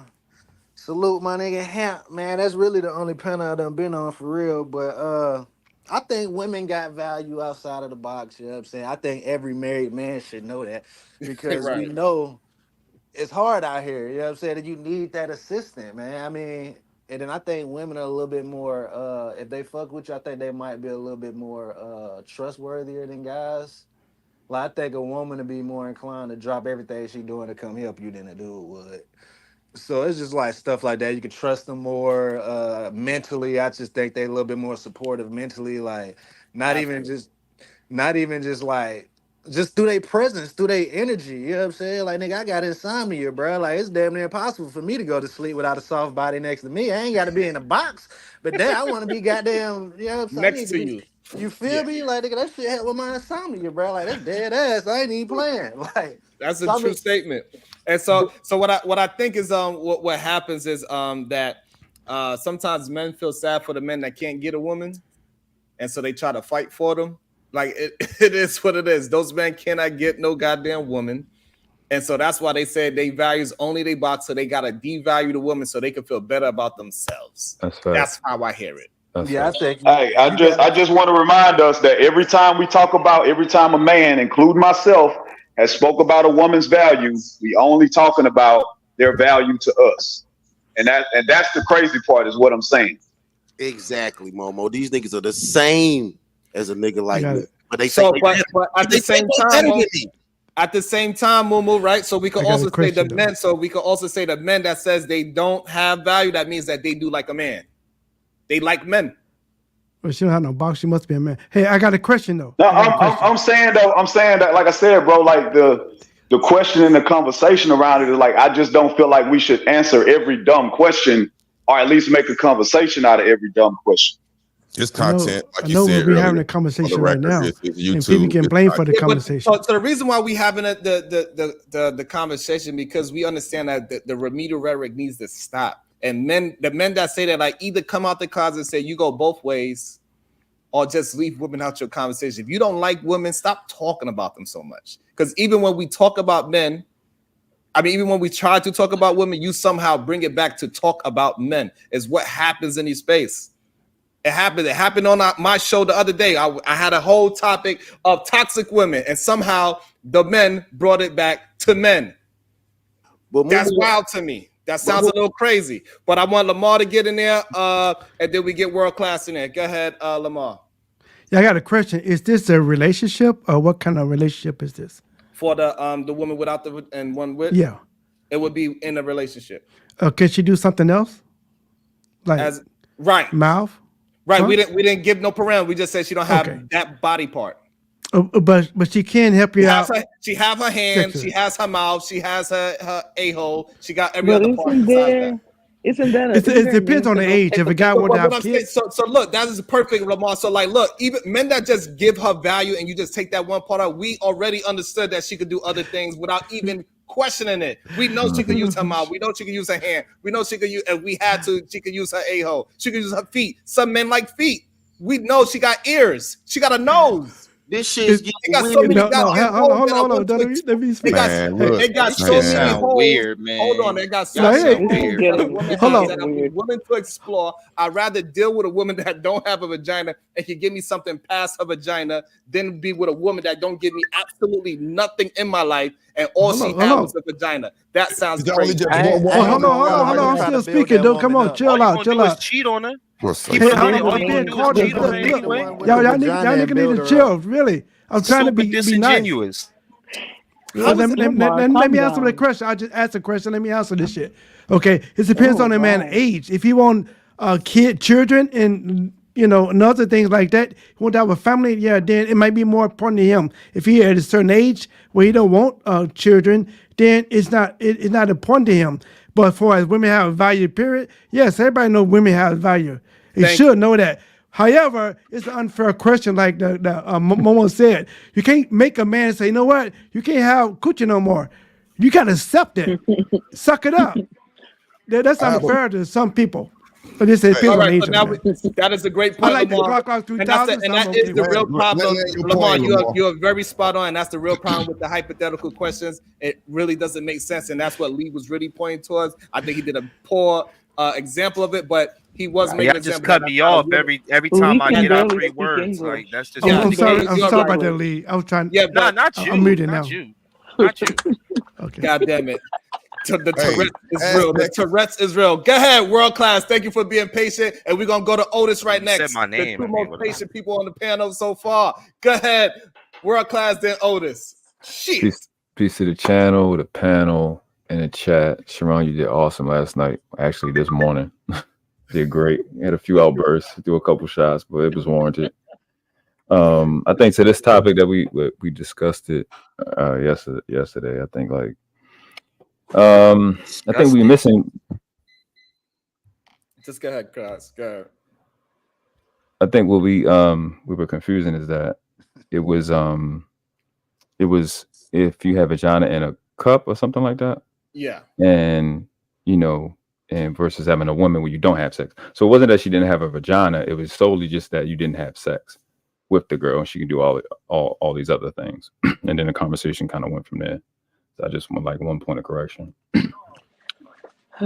Me personally, I need the box. I'm gonna try to build her up. Y'all said she ain't gonna cause no problem. She ain't gonna be no headache. So I'm gonna try to build her up. Go ahead, Otis. What's your thoughts? Appreciate it. 2 points. 2 moo-moos. And nice to meet you, sir. To his point, yes, it is. I agree with you. The question is retarded. But its content is YouTube. I'm gonna be real with you. That's a retarded question to me. So let's play the YouTube game. I have a question for Naked Slayer because she is the only female up here right now. And I'm so serious about this question. Which woman would you be? We asking the men up here, which one would we prefer? So out of those 2 questions, because I'm so curious to know, which woman would you choose to be?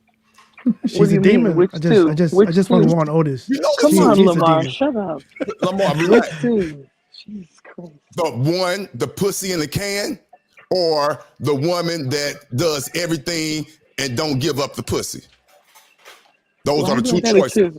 Why do I need to choose between those two? See, look at you. See, you moving the goalposts. I just want to prove my point. Because that's the question in hand. Those are the two choices at hand that we're having a discussion about, and you have an opinion on it. You've been very opinionated. So now I'm asking you a question. Which woman would you be out those two choices? Calm down, Otis. I'm fine. See, I She let y'all answer it, but when it was time for her to answer it, you saw that Lamar Black. Man, y'all let these women play y'all like a people do me like that. And these women don't even like black men that come on these. But let me please finish though. I deal with this with my own wife, and I deal with this in the world. Whenever I get my point across and they can't answer my question because it was so articulated so well, they want to go to my tone. Forget my tone. This is just me. I'm sorry. But answer the question, please. The basis was we having a conversation with these two choices of women. Pussy in a can or a woman that does everything but give up the pussy. Which woman would you be? What say you? About to be a situation. Hey, hey, hey.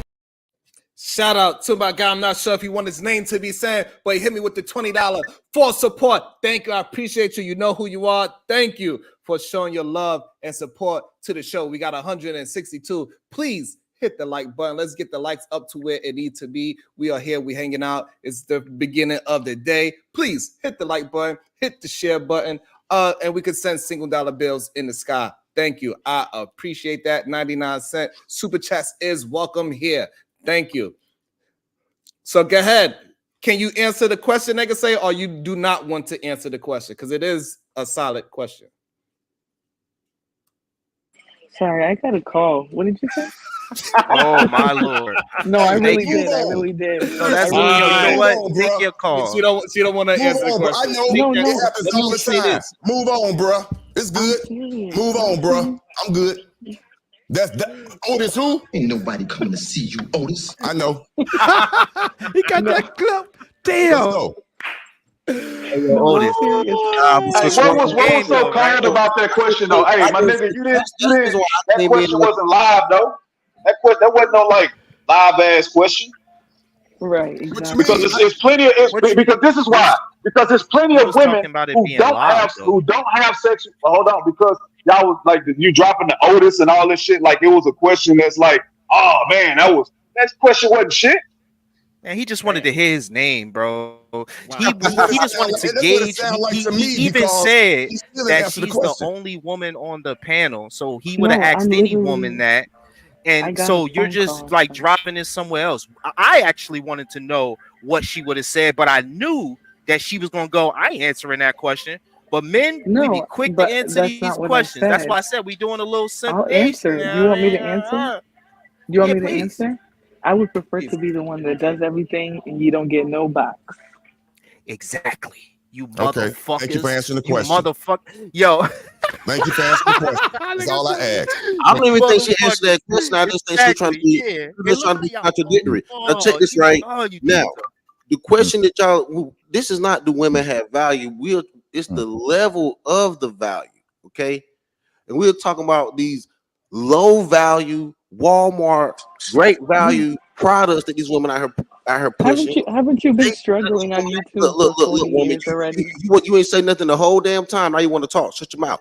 Right? I was on the phone. Right now you have a low value. Your words are of low value right now, woman. You've been on YouTube for 20 years. This is what we're gonna do. This is what we're gonna do. Wayward woman, Flora. Still struggling. Don't take no shots, man. It's just gonna go. It's gonna go on forever. Please, let's just have the conversation. We're gonna start doing it like this because for some reason y'all just cannot. You take a shot unwarranted, you're getting dropped because it seems like we cannot move conversation forward without people throwing unwanted shots. If y'all you didn't say nothing when you said my room was dead. I just even though I was on the phone. It was just a reference towards the people on the panel, not to a specific person. Just the people on the panel. I always get dropped. It's not gender based. It's not nigga based. He's an alcoholic. That's why. Pastor, I get dropped more than you probably. I would just love to make. I had to get one out. Like, okay, go ahead, Bracy. I mean, yeah. So we're gonna do this. We're gonna let Pastor get stood out, And we're going to attempt to let Lee talk with 3 words or more. Go ahead, Pastor. Right, so pretty much what I was saying is it's not a fact that they have a low value or a high value. There's certain things that even women see as high value that men also see as high value. Now, when you see a woman that's 40 years old and ain't got no kids, but she got a good job, we still see her as low value. As low value, said. Yes, we do. No. Like you ain't did shit all these years. Work that punk Bruh, That is not who low is we, value. bro? Who is Let That him we? is finish. not low value. Let him finish. Go ahead. So Yeah, land the plane. those women. So no, I'm gonna lay my plan right there. I'm doing right there. Okay, go ahead, Lee. You want to talk to what he just said? Do you think that women that is 40 years and above with no children are low value women? No, I don't look at it like that. I look at him at his you said they 40 with children or without? Without. Well, it really wouldn't matter to me. I don't think like that. I think everybody got, like, as long as you got a job, you ain't out here doing weird shit, then you bring some value to somebody somewhere in society. So I don't think like that. But I will say this. Flora kind of just, made my point. Women love to put men in this position where they give you nothing and they take everything, and y'all be cool with it. In that argument where y'all was like, yo, you know what, man, you could keep the box, shorty. I just want you because you got all this value. Fuck out of here, bro. You capping. Let me go put you up in a mansion with a shorty that's gonna say I ain't never giving you box every time. And then every day I'm gonna have the baddest chick just walk past your window. And you know what you're gonna do? You're gonna run out that fucking house. But y'all gonna sit here and y'all gonna make this shit up and act like a woman. Let me ask you this. Just let me ask Sharon this then. Sharon, do you think a woman's value would drop just a skosh if they was like, yo, we ain't giving a box no more? You think they value would drop? And do you think the way that men engage with them would change? So do I think so that's really the problem with these hyperbolic chambers. It's very difficult to have an honest conversation with them. And so that's why I get what you're saying, Lee. So yes, of course, if the problem is that within the conversation, we was able to put that in the description and say these are our only 2 choices. But when you put those only 2 choices into the world, that changes our whole ideology. That's the issue that I think most people have, that some people can just answer the question and say these are my only 2 choices, and then we got Lee that is putting those only 2 choices in the world. That is the problem. Shout out to Brownsville, New York. So about to be a situation.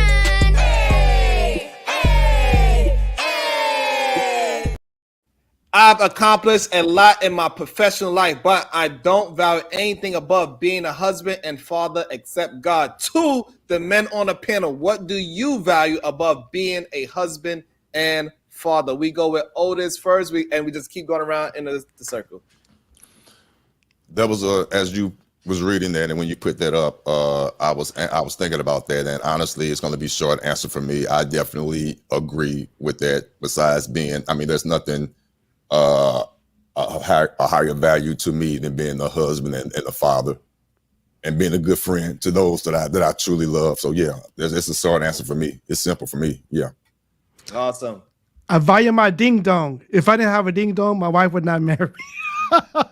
You need to go back to school. I had to get it in. Okay.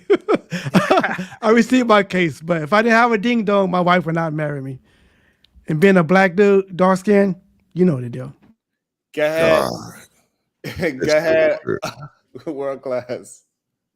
Being worthy, adhering to the principles of the religion I subscribe to, and universal natural law. Worthiness. And we do have a spot open in the back. Go ahead, Unlikely. Please answer the question. Creating something that stands the test of time. All that other stuff, all this mortal shit, I don't really care. I care, but it's not.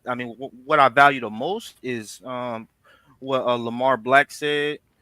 What Otis said, and then overall is, you know, creating something that stands the test of time. You can't do that without a ding dong. Just said. Shout out to you, Lee. Thank you. Go ahead, Mumu. Answer the question, please, sir. Thank you. My family being healthy, happy, intelligent. Yeah, my family being healthy, happy, and intelligent.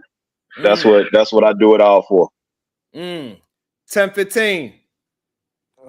What do I value about me? I don't value nothing over being a husband and a father. That's the number one priority right now. That's the number one priority. That's the thing that's keeping me going right now. So nothing. Pastor. I'm gonna go with God and being a father. Okay. PH Diva, do you see anything being above a wife and a mother? PH And good day to you. You asked her that question? Yeah, I think for women who are wives and mothers, no, there really shouldn't be anything above that. Kind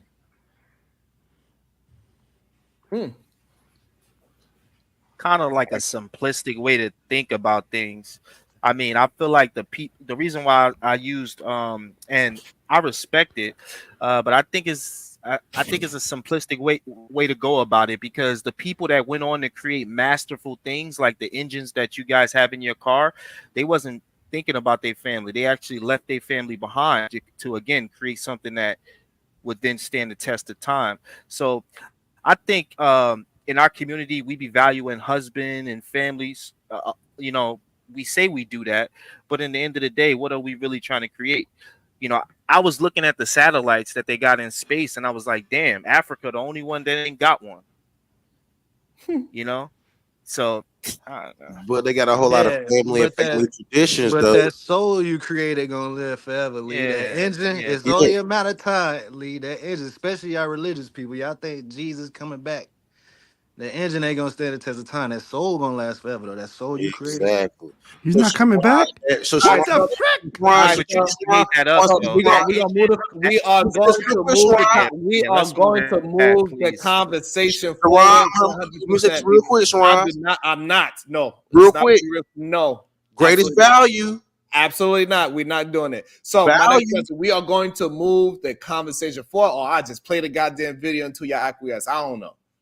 Or mute the mic. Greatest value is having children. No, absolutely not. That's it. Done. So that's it. Done with that. Shit. So now my next question is this. If we was to all decide to say, this was another question on the panel, if we was all decide to say that it is over, we are not dealing in relationships anymore, who do you think would suffer more, men or women? Starting with PH Diva. So are we saying we're not doing romantic relationships anymore, or no type of relationship? No type of romantic relationships. I guess we can still. Okay. I think men would suffer more, just because I think men get a lot of things from women that women rely on, or at least can rely on other women for. Right. So, you know, there's been a pretty robust finding that married men live longer than unattached men. And one of the explanations for that is that, you know, it's the women that they're married to who are forcing them to stay up on their, you know, medical appointments, you know, things like that. Men also get a lot of like emotional support from women. Whereas, again, women can rely on other women for those things. So even I was online and was listening to a story about a woman who was married and got a diagnosis of cancer. And it was one of her female friends who was taking her back and forth to the hospital for chemo because her husband didn't do hospitals. Right. So I think, you know, many of the things that women provide to men, women also provide to women who are attached to men. So I think men would suffer more. Wow. Hey, I want to go with Mumu. What is your thoughts? If we was to call it quits, both parties would call it quits, who would suffer more out of not having romantic relationships, men or women? Moo, you on mute. So yeah, so is it just strictly romantic relationships? Because does that include so that means no more vagina. Technology? Right. So this is what I'm saying. So it's just that the world is the same as it is. Are we living same as the same? And I'm just not getting no. Yeah, and you're not getting no boyfriend girlfriend type situations going on. Everybody staying to their own respective corners. I think we would suffer equally. We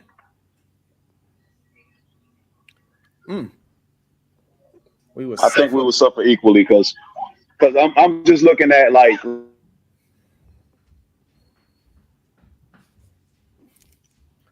Seems like your phone is acting up right now. I'm just.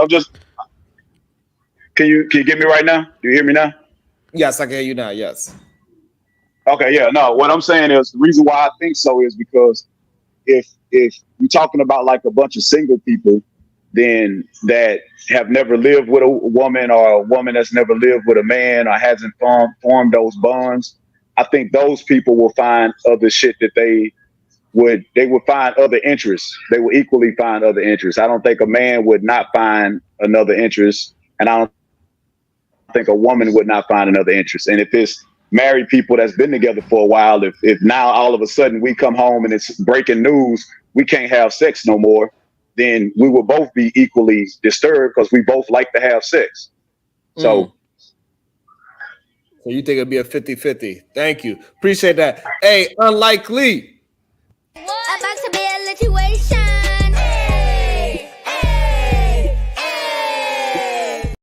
The children will suffer the most. Shout out to Brownsville, New York with the 2 balls. Shout out to you for supporting the show. Thank you. And make sure y'all are watching the show. Send some love and support. At least let me get 40 more likes. I will appreciate that, at least, bare minimum.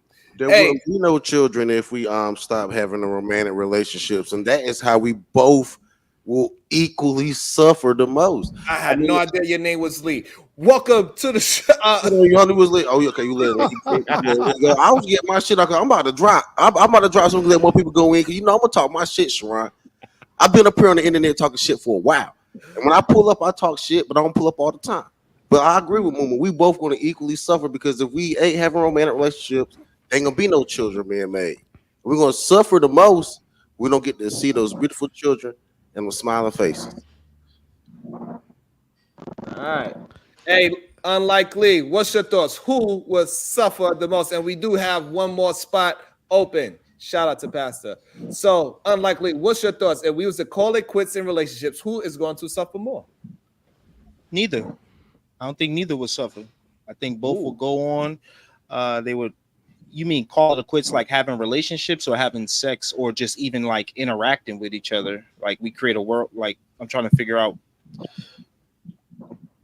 I don't know why it's so difficult for you to answer a hypothetical bullshit question. That's just what was going on the panel. That's all. You know what I'm saying? I'm not trying to. Hey, yo, why am I getting attacked? Yo, if y'all want me to dip, I answered it. The first thing I said was neither. You're right. The first thing I said was neither would suffer. But when Moo did it, you ain't come at him like that. I'm trying to understand. He also didn't ask me no question to say because like it's really like again it's one of those questions just like with the woman, like I can't get it to be exact because it is a hypothetical. What you mean you can't get it to be exact because that makes no sense. If I'm asking you, it's not a realistic. What I'm saying, Lee, is not a realistic question. So we cannot ever get to a point where it's not a romantic relationship in this world. Okay, so just tell me, they can still have romantic sex. Then no, neither. Then, God damn, what's the problem? God damn it. Sheesh. OtisWho understands the question. What's your thoughts? Thank you, sir. Wow, this is okay. The answer will be the women will suffer more.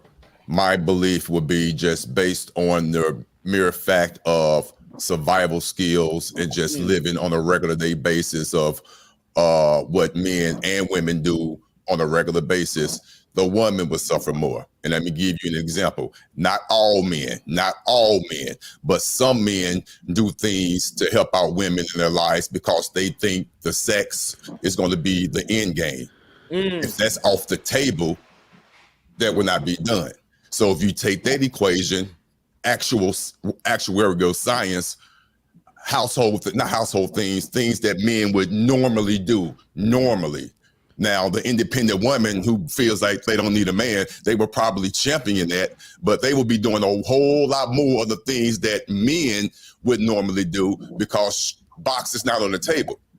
So I would think the woman will suffer more purely based on survival skills, everyday things that men do on a regular basis without even thinking about it. I land my plane. Wait, can you give some examples, Otis, of those things? For us what? Yes, I can. For us what? Survival things and the everyday things that men do without even thinking about it. Okay, I give you the example. One would be the natural order of organically protecting a woman. So in that example, women can do all those things now. Women can do all those things now, and there's already a bunch of different machines that men have made. No. I hate when a man come up here and start kicking for a woman when she asks me the question. Take it easy on him. I hate that. No. Take it easy on you. Nah. Let me answer the question. And I don't need a man answer for a woman unless the woman allow the man to. And I'm pretty sure she don't like that based on her stance. So she can answer for herself. So my answer to that question is the natural, organic way that men organically protect a woman. The natural way and organically that men handle women organically. The woman from what? Wow. Protect the woman from what? I just asked you a question. Life in general. I'm not trying to be crazy. Life, and also too, again, and let me be more specific so I can answer your question, so I won't feel like I'm rambling. When you take sex off the table, again, some men, not all men, some men will stop and not do things that they would normally do because sex is not on the table. Example of those things: if you're in a quote unquote relationship. Men do a lot of things because sex is organically on the table. You take that off, some man is not going to take your groceries and help you. Could you give us an example now? I'm giving. No, you haven't. All you said was life, bro. Come on, you got to say something better than life. You got to say something better than life, bro. I'm about to give you one. What's going on A hypothetical. I give you one. Say a woman is opening up her trunk and getting some things out the trunk. Okay. A man not knowing that he's not going to get sex out that equation, the normal man, they're going to go walk on past that woman and let her struggle with that whatever by herself. But the average man who feels in his mind, damn, she's sexy and she need help with that whatever, let me see if I could help her out and see if my game is strong enough. I'm answering your question and see if my game is strong enough so that could lead to some cooch. That's my true life example. That's a true life example. So with that example, so you're saying that men only help women because even if it's a strange woman, they only so men Who only said help. She needed that help, nigga. You took it upon yourself to do that, nigga. She could have did it. Exactly, man. You said where situations where a woman needs a man, like as if she cannot do it. So give us a situation where a man. I just gave you one. Right, hold on. So listen. Like if y'all do not agree with his example, that's fine. So exactly. Just attack why you don't believe that example was a good example instead of just attempting to attack the person. Just attack the example. About to be a situation. Well, hold on. I'm a Mr.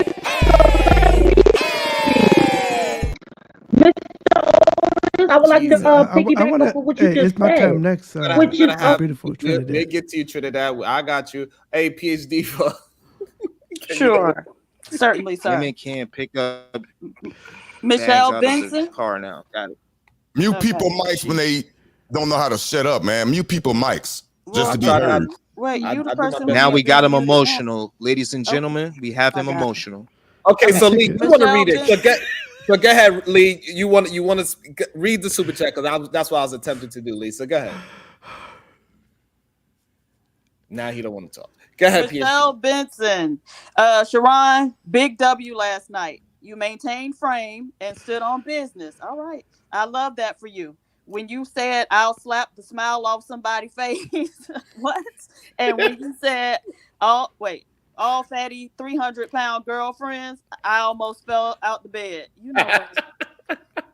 But okay, so my response to what Otis said would be like Instacart, right? You can have people like today. People bring you stuff. So there's really not a need for. So if men decided we're not helping women take stuff out of their trunk no more, okay, we could just call and have Instacart bring it or DoorDash bring it. They go to the store for you, and they'll pick up all that stuff. Whole Foods will deliver your stuff now, so. Or you can just do it yourself. So I want to make sure I'm clear. I want to before y'all have the damn Tourette's. Before you have Tourette's, I just want to make sure. Wait a minute. Y'all really do have Tourette's. It's something really wrong with y'all. Y'all really have Tourette's. I swear to God, y'all have Tourette's. Get a turn. Y'all was here. We would get to you, baby. I promise you, Trinidad T with your beautiful microphone is the best microphone I ever heard in my life. I would get to you. You would get to chance to speak. I promise you. But I just wanted to clear this up. So Fatty has said, if we had a 300-pound woman on this panel, nobody would want to talk to that 300-pound woman. And what I said was, Ali talk to you all the time, sir. Y'all wrong for that. Y'all wrong for that. That's wrong. That is his 300-pound girl, because Fatty said himself he's 400 pounds. So that's his 400-pound life. That's what he said. Those are his words. I have nothing to do with that man's words. But Trinidad T, she said, I'm tired of waiting. She said she want to skip the law. She want to skip Brown New York. No, I'm next. I'm next. World class. She said she do not care that other people was here before her and they did not speak because she cannot hold it together. She said, I have to speak before all the men on the panel is what she said. I just would like to speak on Mr. Otis' point. When he said men don't like, saying that men take groceries out and expect women to have vagina. That's not true. Some men, they do it. Even the little young kids where I'm at. So I'm gonna have to adopt DJ Hamp's ideology. We ain't gonna use some. So what percentage are we saying men are going to do that? Listen, these little young boys, they take my trash out. I can't say my name. Excuse me. And are they trying to get some of that good old season? They're trying to get some of that. Yeah, that's exactly what they're trying to get. That right there. They want to put it right between that gap. Exactly. No, not at all. By far, not at all. Not even a man would. Is that her mic? I cannot do your microphone, Trinidad. I don't understand how this happens to your mic. No matter how many different headphones you buy, you always sound like you're underwater. I don't know how you do that. I'm gonna give you a couple of seconds to get it together. I'm next. Hold on. Let me.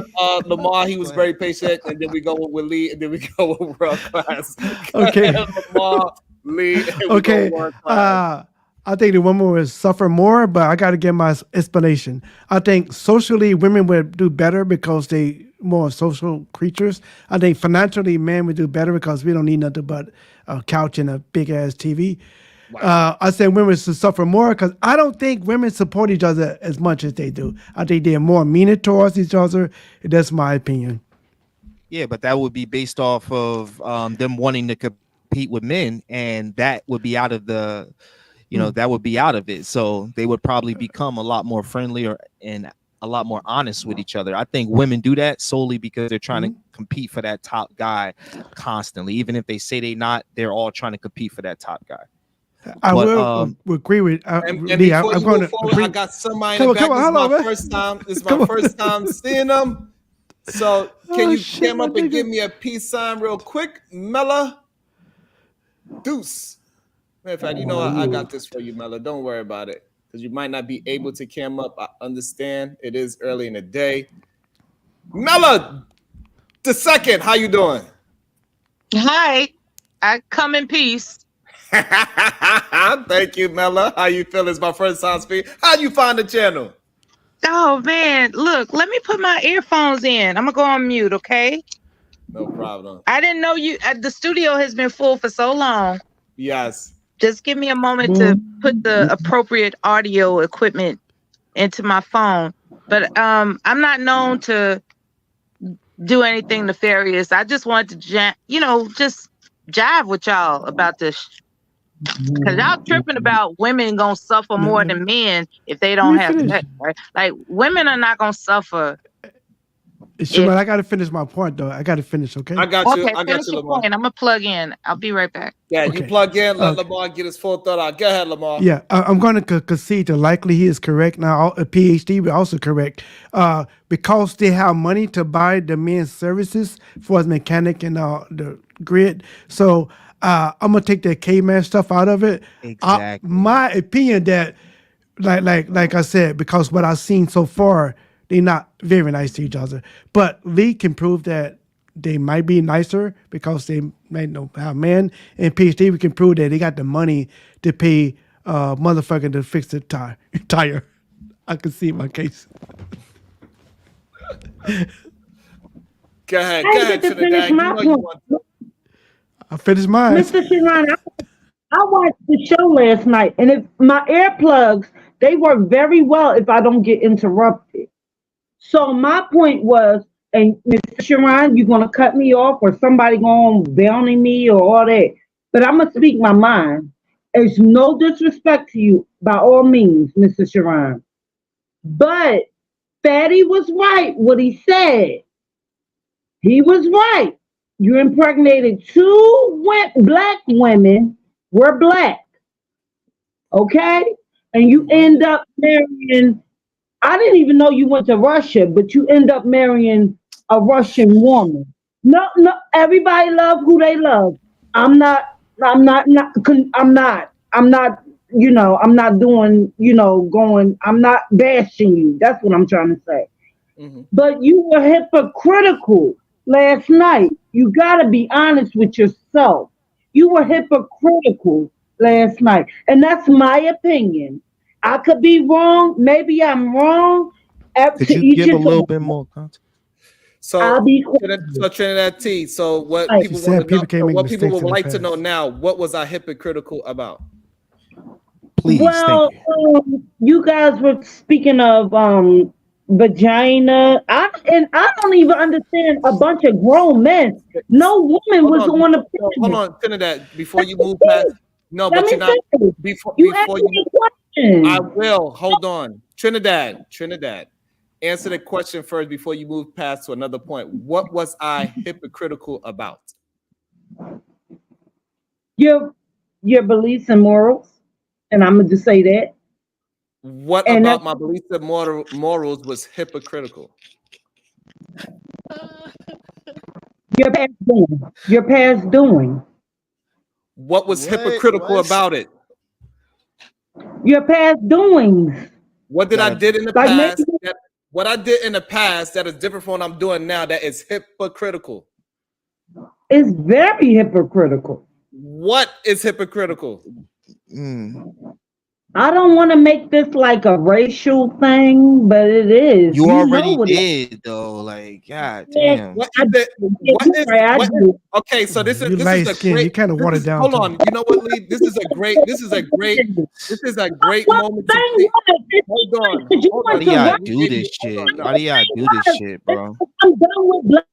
Like, hold on, we gave you the floor to say what you wanted to say, bring this and man you failed at it. So here's the problem. I gave you the floor. I said, explain to me what is hypocritical. Maybe you don't understand the word, but this is very important. This is what happens when people get manipulated and believe in narratives. They don't even understand what they believe in. They thought he got me in some gotcha moment, and she don't even know what the got is.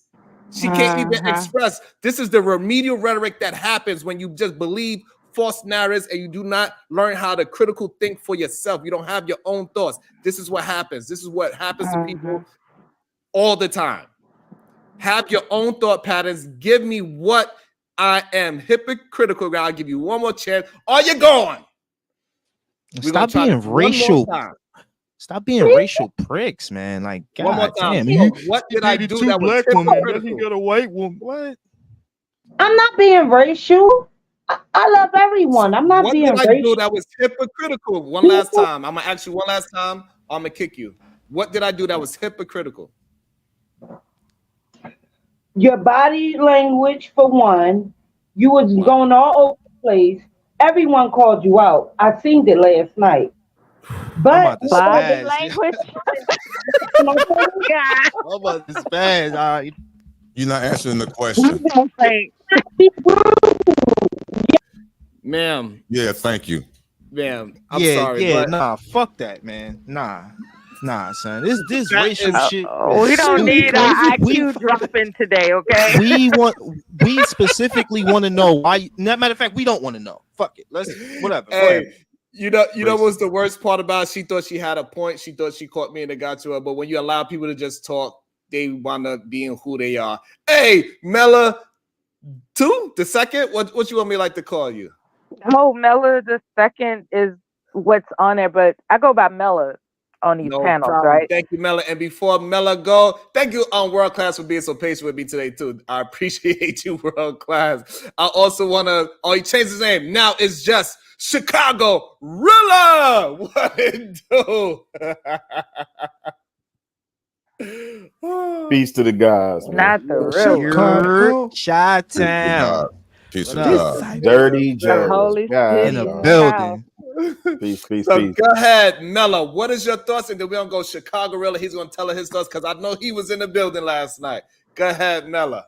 It's important that people understand that abstinence is not going to kill you. And that goes for men as well as women. However, in the scenario that you pointed out, whether someone would suffer more if sex was off the table, I believe men would suffer more because the way society has painted their expectation to pursue debauchery, right? Like women aren't raised to be debaucherous. Men are. And so there's always going to be this fear of missing out that's going to complicate their psyche if they can't have sex. That's why they place such high value on it beyond reproduction, because society has just programmed men, in my humble opinion, to prioritize it as opposed to actually meeting more critical goals in life, and I hope I covered what my thoughts are. Yeah, that was good. Yeah, no, that was great. I just want to jump in there, Mella. I think that's your name. I actually want to change my answer and make it more defined. That's what Sharon wanted me to do. I think men will suffer more now that we've had this conversation tremendously. And if anybody wants to challenge me on that, I'd be happy to do that. Men are programmed to prioritize sex in this society, or rather around the world. It's just programmed into you guys. When in actuality, as Sharon had mentioned, if you think for yourself, there are more credible goals to achieve than chasing the P word. I think it's more than sex. Can you give an example of why you feel more men than sex, though. for more? Unlikely, since you said you changed your answer. Can you give an example? Companionship. Sorry. Yes, sir. Yes, sir. No, you're not. Yes, I am. So one example would probably be that a lot of men don't even know how to cook, right? A lot of men want the woman home to do those things, right? Cook, clean, so looks like we're gonna have a lot of junky houses around, Another thing is that men don't really get along like women do. Sharon even said it. Women get along, and I think they'll get along even better once the competition of the top guy, the top guy is gone. I think they'll get along even better. I think we won't. I think men will start to even combat with each other even more because our testosterone will have to go somewhere. So Yeah, that's one of the examples. Men are more angry. We're fueled to anger more. So I think a lot more. And then on top of that, you want to really, women are our pride and joy in this world. They don't they don't reciprocate that energy. And I think we all understand that. So yeah.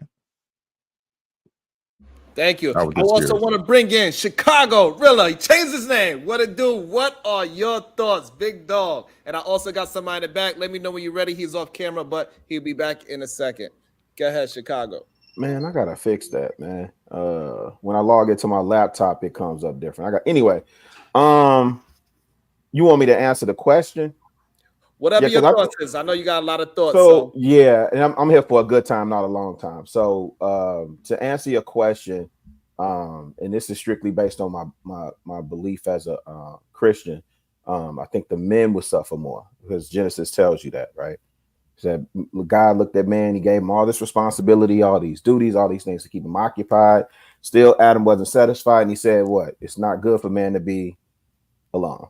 Right. So that's just strictly based on biblical, nothing else. We can make an argument for how we've become a civilized society and how that plays into it and so on and so forth. But just strictly on my biblical belief, I think men will suffer more. And that's not saying that women wouldn't suffer at all. It's just saying that men will suffer more. Now, what I really wanted to interject on, Sharon, is I think I know people are saying the show was good. I thought it was a shit show last night. I thought it was an absolute shit show. I thought Hamp was a fucking genius for what he was doing, right? I thought he moderated. I know there was a lot of pushback on how he moderated. I thought he did extremely well, given the circumstances. And for people that hadn't been paying attention, I don't even think people realized the powder keg that was in the room and what could have happened, right? But I also think I was a little disappointed in the brothers because it was like, we do all this conversation around women, how women behavior, how women act, and da-da-da-da-da. And when you have the opportunity to show stoicism, to show resolve, to show decorum, and to stand on principle, right? We just didn't see that. And I'm assessing all of that, right? Because the other thing is there have been some pretty egregious accusations lobbied against people in this space.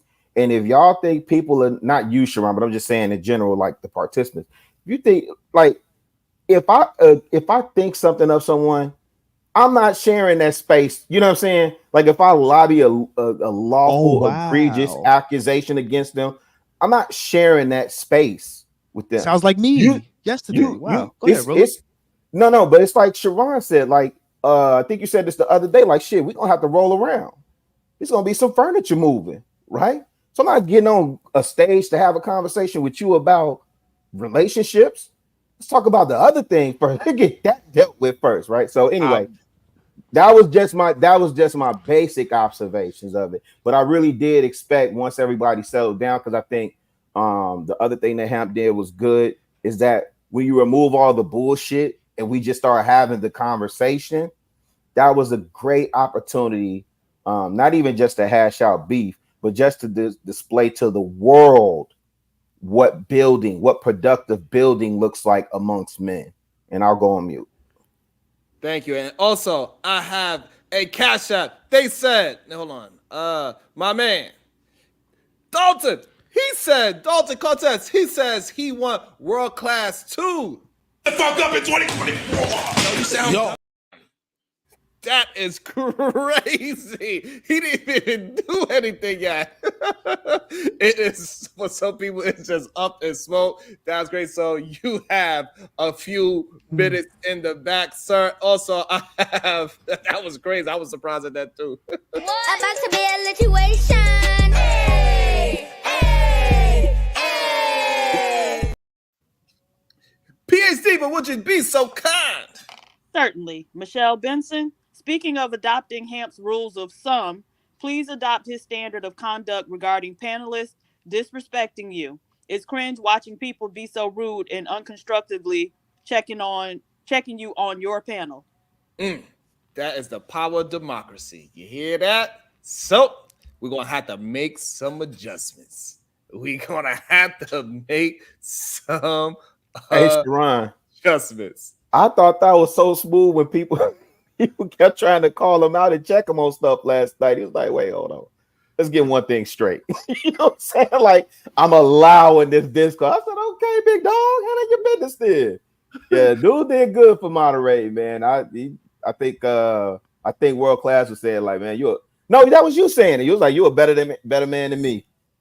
Patience of Job, I guess. I wish I watched the whole thing, man. I only watched some of it. I was watching it in the beginning, and I was kind of cringe. Speaking of that word, just watching it kind of happen a little bit because I was like, damn, it's like y'all beefing, but y'all not. But I was like, damn, big enough to tri-state, putting everybody together. It was dope, but it was like I just wish everybody was in a room so they could have just like got it in real quick after, because some words was you know what I'm saying, like we could jump a few people, whatever, but it was dope though, and I like the way Sharon handled himself for sure. Like the parts that I did watch, yeah, for sure. I mean, I wish you know what? I'm gonna go watch it later.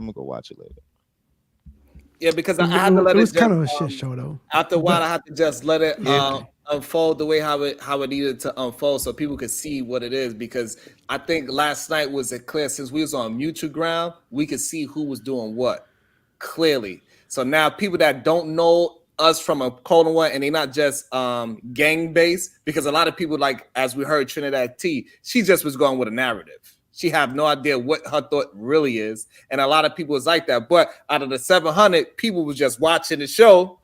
They could see things for what it is. So I had to realize that and just stay in frame of who I am actually.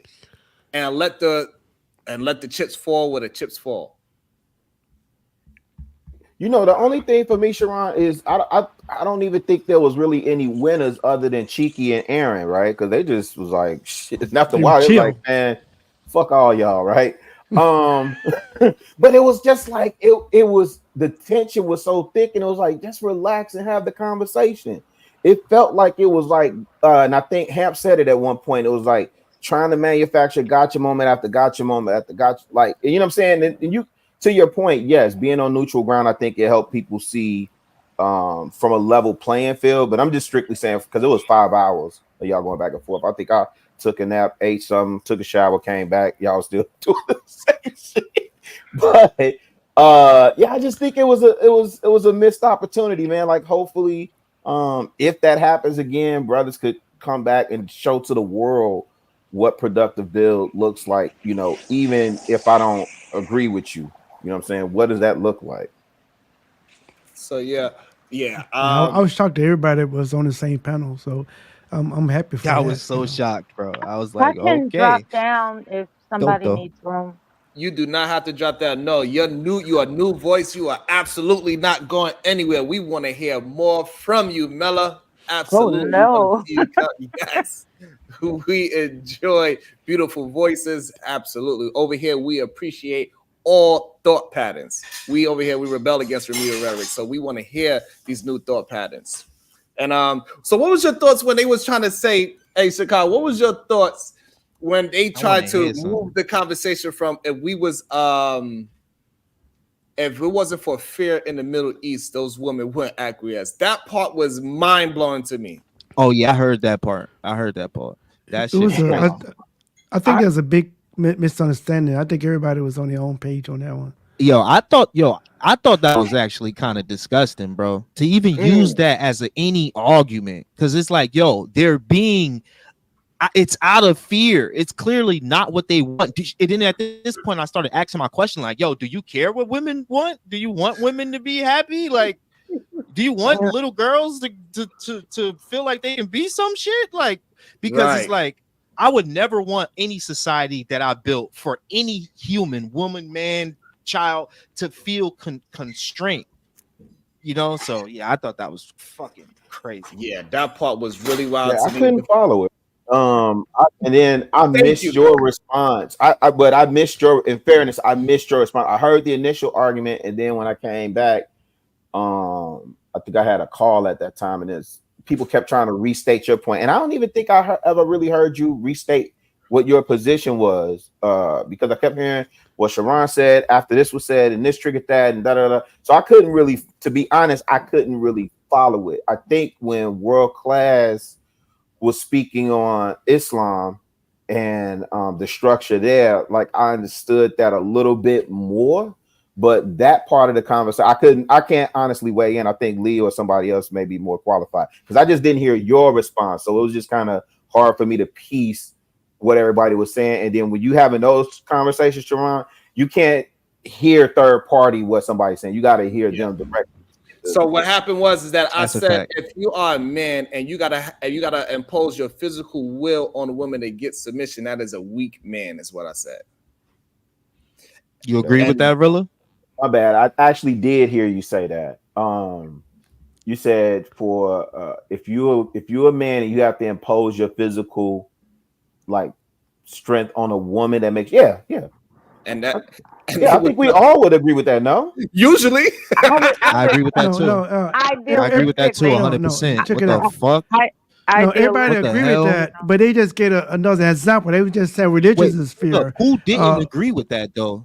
No, everybody agree with that, but they did not agree with it. Fighting. They fighting. He say, okay, religion is. You trying to fear. tell me? Nah, you wild. You trying to tell me? Don't even say a name. You trying to tell me somebody up there said that's strength? Or was they trying to because sometimes because I do it too. That's what sure because I do it too, bro. I try to like play devil's advocate and try to walk that thin line to try to make an argument for the sake of entertainment.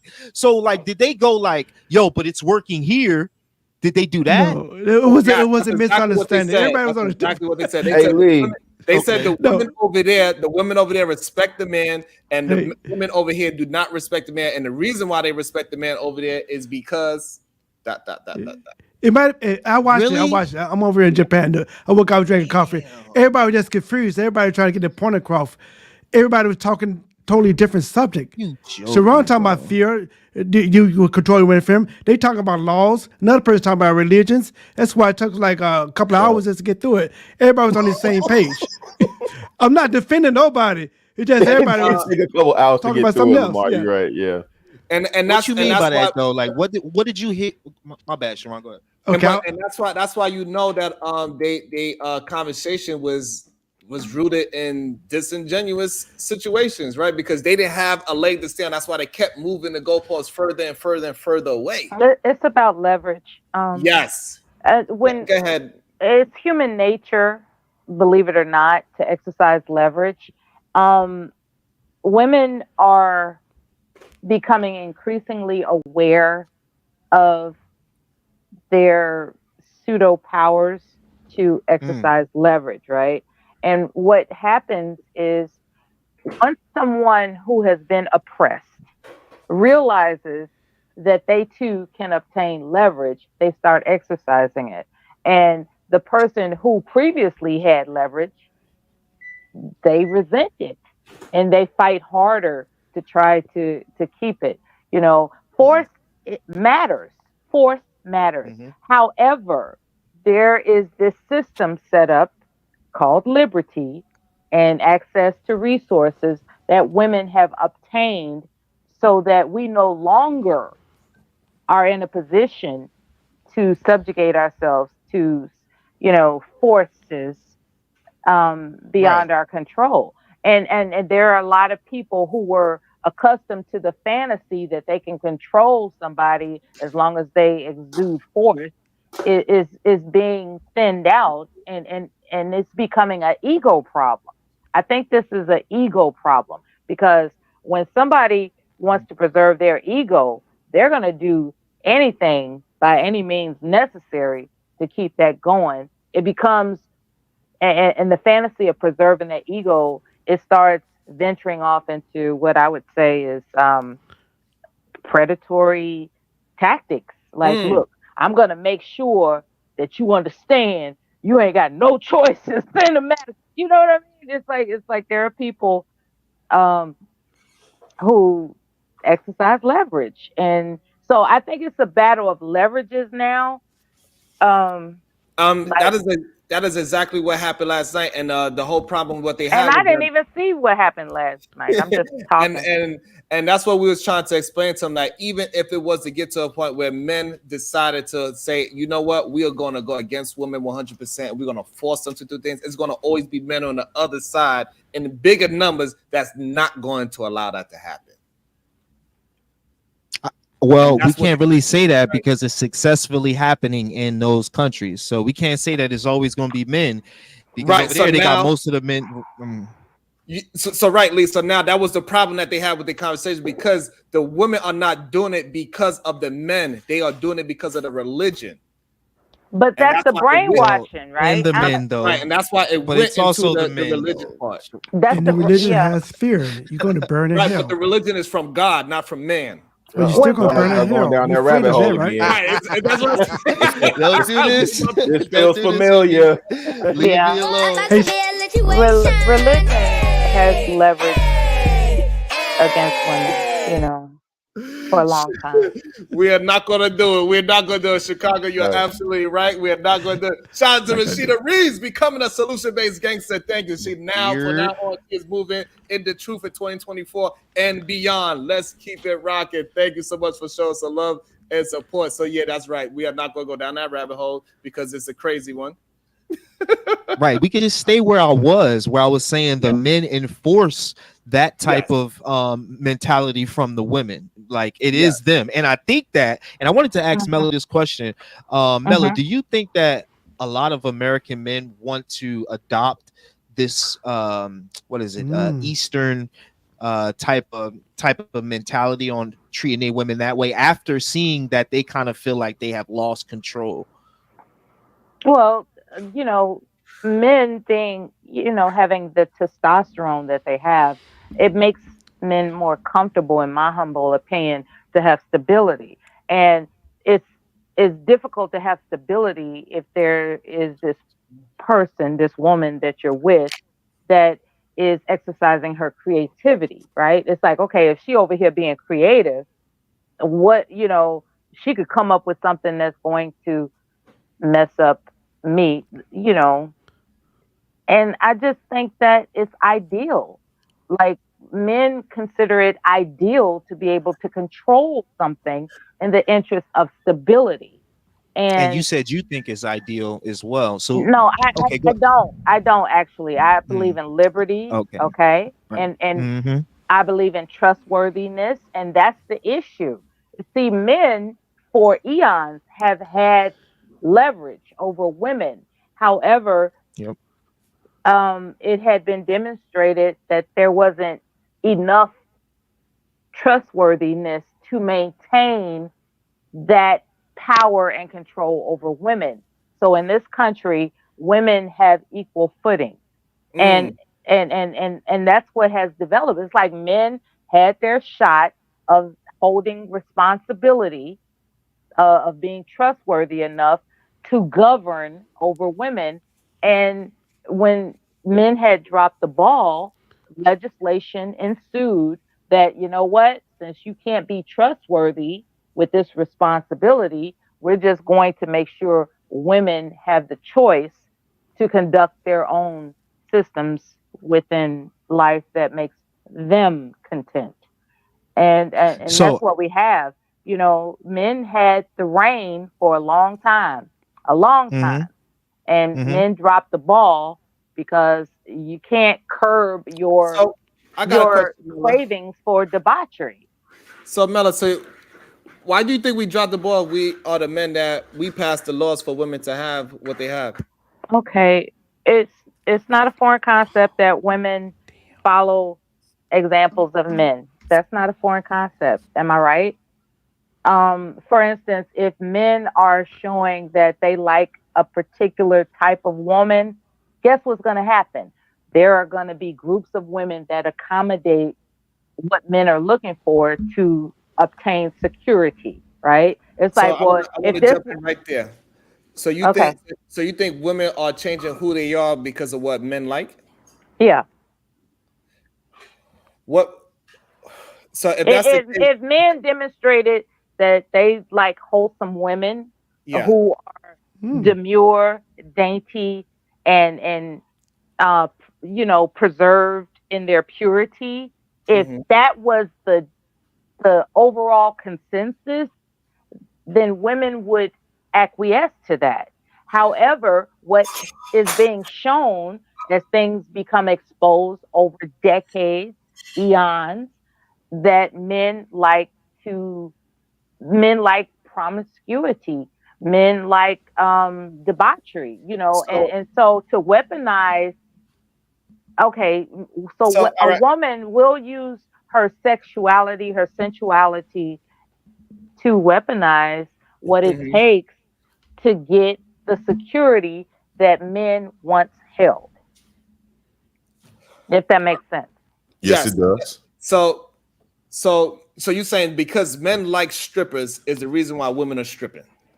Mm-hmm. So what about the women that are getting married and getting taken care of? What about those women? Why we don't have more of those women doing the same thing? The women that getting married and being taken care of, those are a certain set of women. Why more women are not acting like those women as well? Why aren't women behaving wife worthy? Correct. I might have to come back to you on that. I have an answer. There are I have an answer too.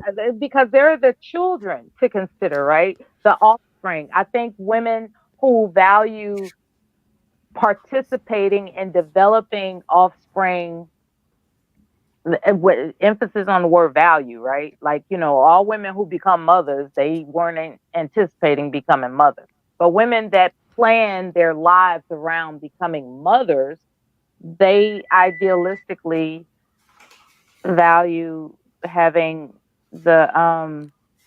what makes a child comfortable in that environment. And that's why they condition themselves to maintain their purity or in some fashion, so that they will attract a husband.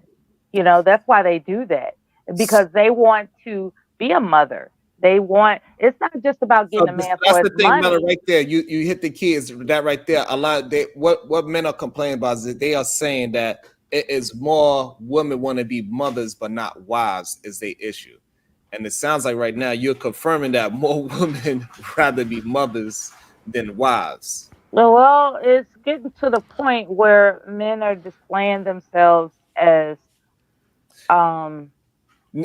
well, look, the thing is this: freedom is a hell of a drug, right? It's a hell of a drug, and it's the first time women have been able to get it.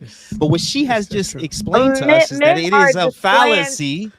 Okay, men are displaying themselves, generally speaking, okay, not all, generally speaking, it would seem that men are displaying themselves not to be reliable for lifetime partnership, right?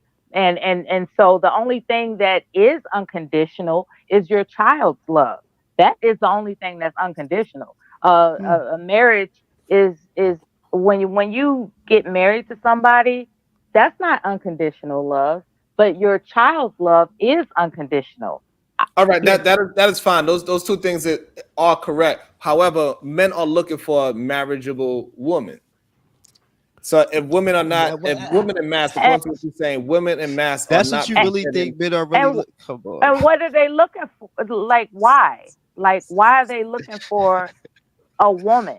Why? So she could do something for him, or so they can build a legacy? Like why? I think most men and women, both genders, are looking for a relationship and companionship. That's what I believe they're looking for.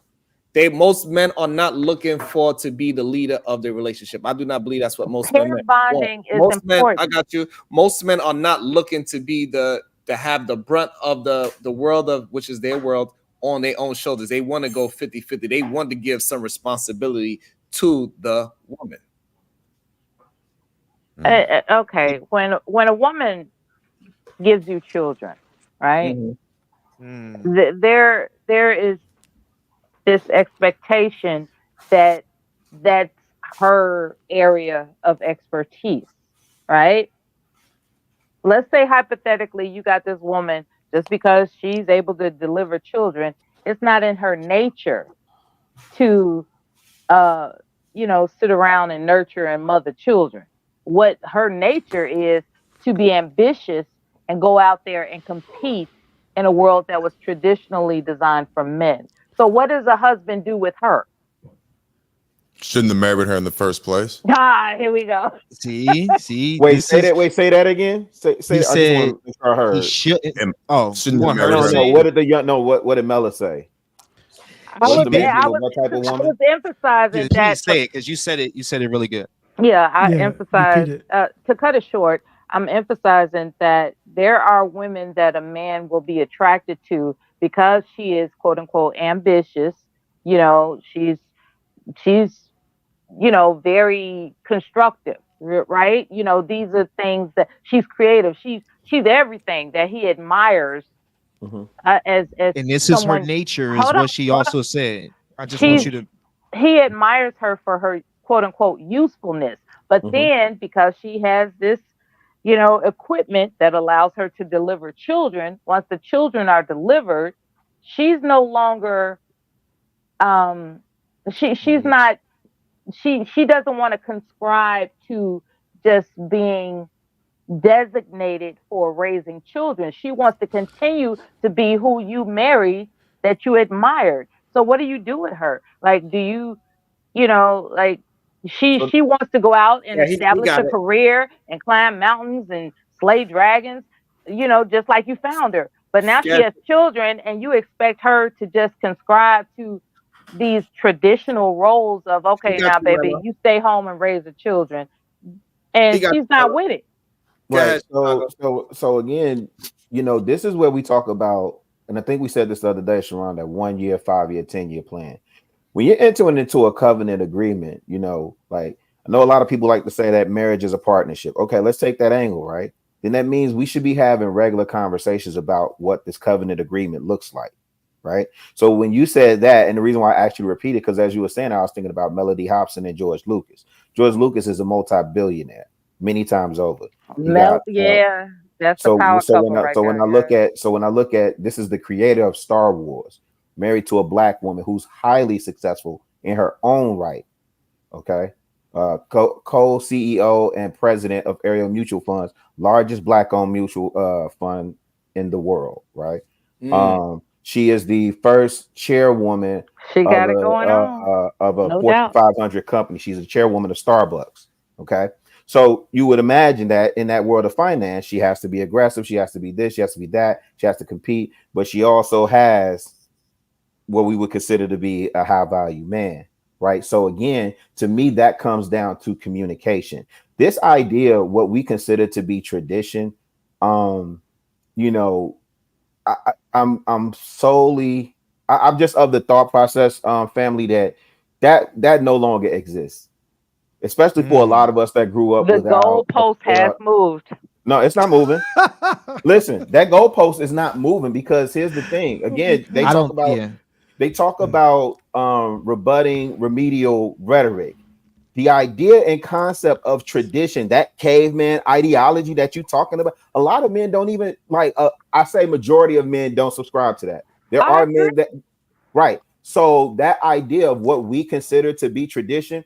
I listened to a conversation the other night, and they was talking about we don't have family reunions used to be tradition. When's the last time you've been to a family reunion?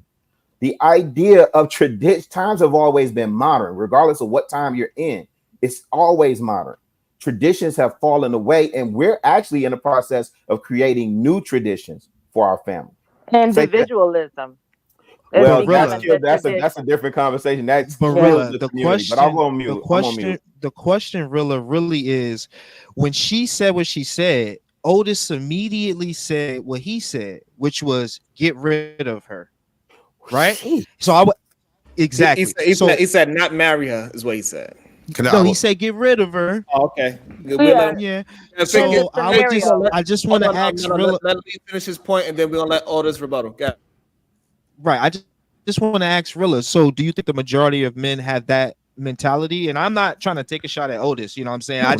I just understood like that men do have that type of mindset where they want women to still be traditional. Do you think that men that the majority of men out there want women to still be traditional, or be modern, like you said, like have a woman that has It accolades preserves and his ego. degrees and you know, a source of wealth. Go ahead.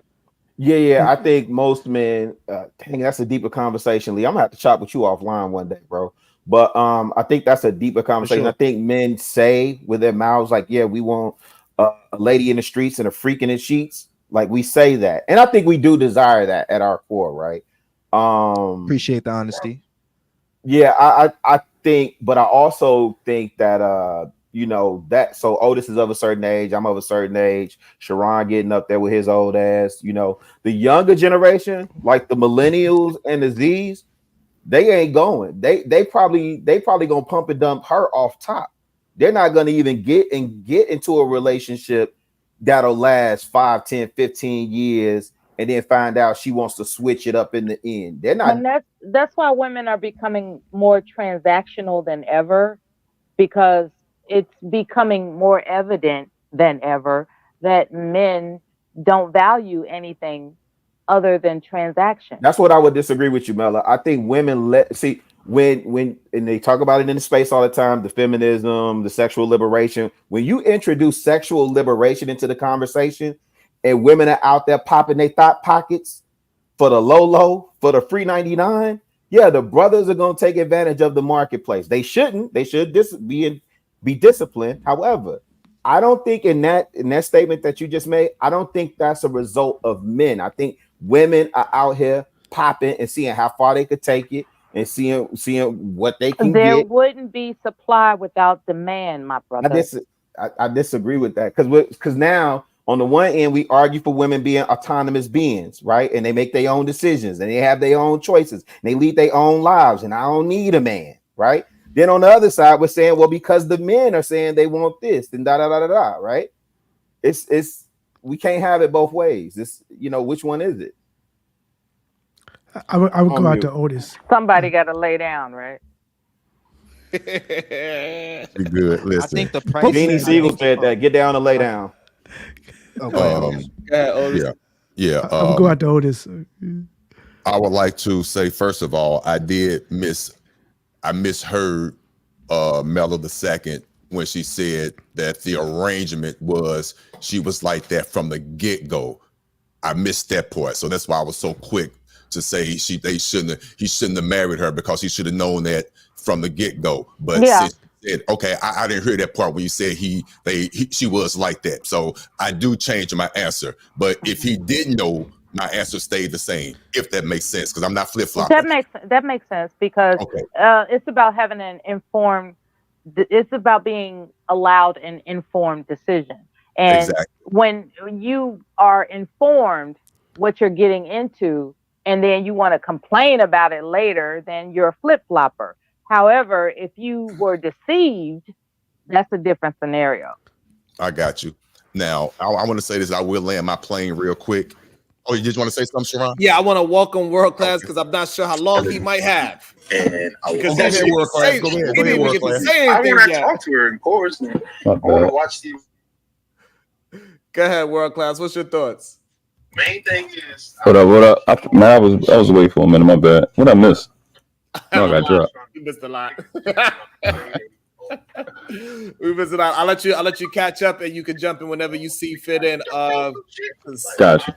Yeah, because it moved pretty far. Okay. Go ahead, Otis, finish your thought. Okay, I do it real quick. I will say this: in the ideal world, and I could say for real, whether you want to believe it or not, my wife and I, we have this situation going on. My wife is a very strong-willed, independent woman. She's a Cancer, if that means anything. She says she has a mouth on her. She says what she says. So I know I have to lead with action and not verbalness. So my wife, I can honestly say, as strong as she is, and I know she could do a lot of things without me. If I wasn't in my wife's life, I know she'd be all right. And I know she's going to also use her femininity to get what she wants. I'm well aware of that. Appreciate the honesty. But she automatically, organically submits to me without saying the word because I'm leading. But when I'm not around, she's in control of herself.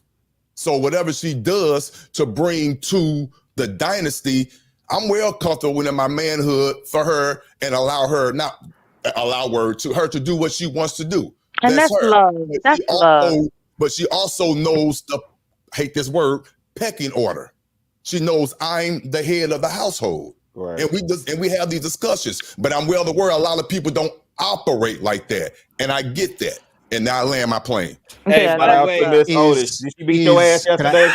I just want to ask you this. Chicago, come on. Listen, If she did, he forgives her. Answer that? I'm glad that question was up. Of course. Can I please answer it? Then I'll answer it again. Before you answer it, I also want to say this. Hey, Otis, my wife started dying laughing because she's a cancer as well. She said, y'all better go get you a cancer. Listen, I'm going to say this. That's this question. We did have a conversation. For real, no joke. A marriage. Yeah, how'd it go? No BS. Man to man. And we talked. Yes, and I came out victorious. Oh, this. Stop it. Hey. Let me go out to Otis first for y'all. Y'all bring it down. Cannoli. Come on. I was next. Okay. I travel a lot. I just want to say I think American man is the best man on earth. Y'all don't know it because y'all in a box. You travel around the world, you can see how the other people live. It is not good at all. Okay. And number two, I never seen that traditional shit y'all talking about. My mother always worked. I never seen it. I never seen where black women did not work. So I don't know where y'all. I never seen it, so I don't know where y'all get it from. Propaganda, man. And lastly, I'm not gonna tell this YouTuber name, but she from North Korea, right? She was sold in slavery for real. She was enslaved for real, and she was starved for real. When she came to America, she said, "What? Black people talking about slavery 300 years ago? I was enslaved for real. What? Starving? I was starving for real. I was assaulted for real." I'm not gonna say her name, but some people are in these situations for real. We only could reminisce about it. That's about it. I'm gonna let my plane. I'm sorry, I didn't mean it. And I'm not gonna mess with Otis. Come on, y'all. Come on. You know this woman for About to be a situation.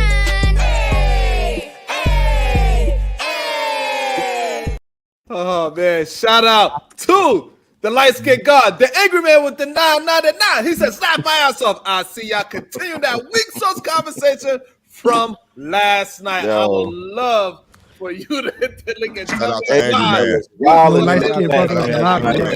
I thought it was absolutely great, Bill, because we was able to expose the men that needed to be Oh, exposed. Jesus Christ. My God. It's like y'all like villain and superhero. Right. Yeah, anyway, look, I wanted to ask. And we do have I one wanted more to ask spot Otis. in the back just in case, because I know he was trying to get on. Easy on Otis. He think he's Otis, yeah, you good, Sharon. I wanted to ask Otis a question. Do you think us men being automatically the head of the household, is it based off of just body mass and strength capabilities and the fact that we're willing to die for them?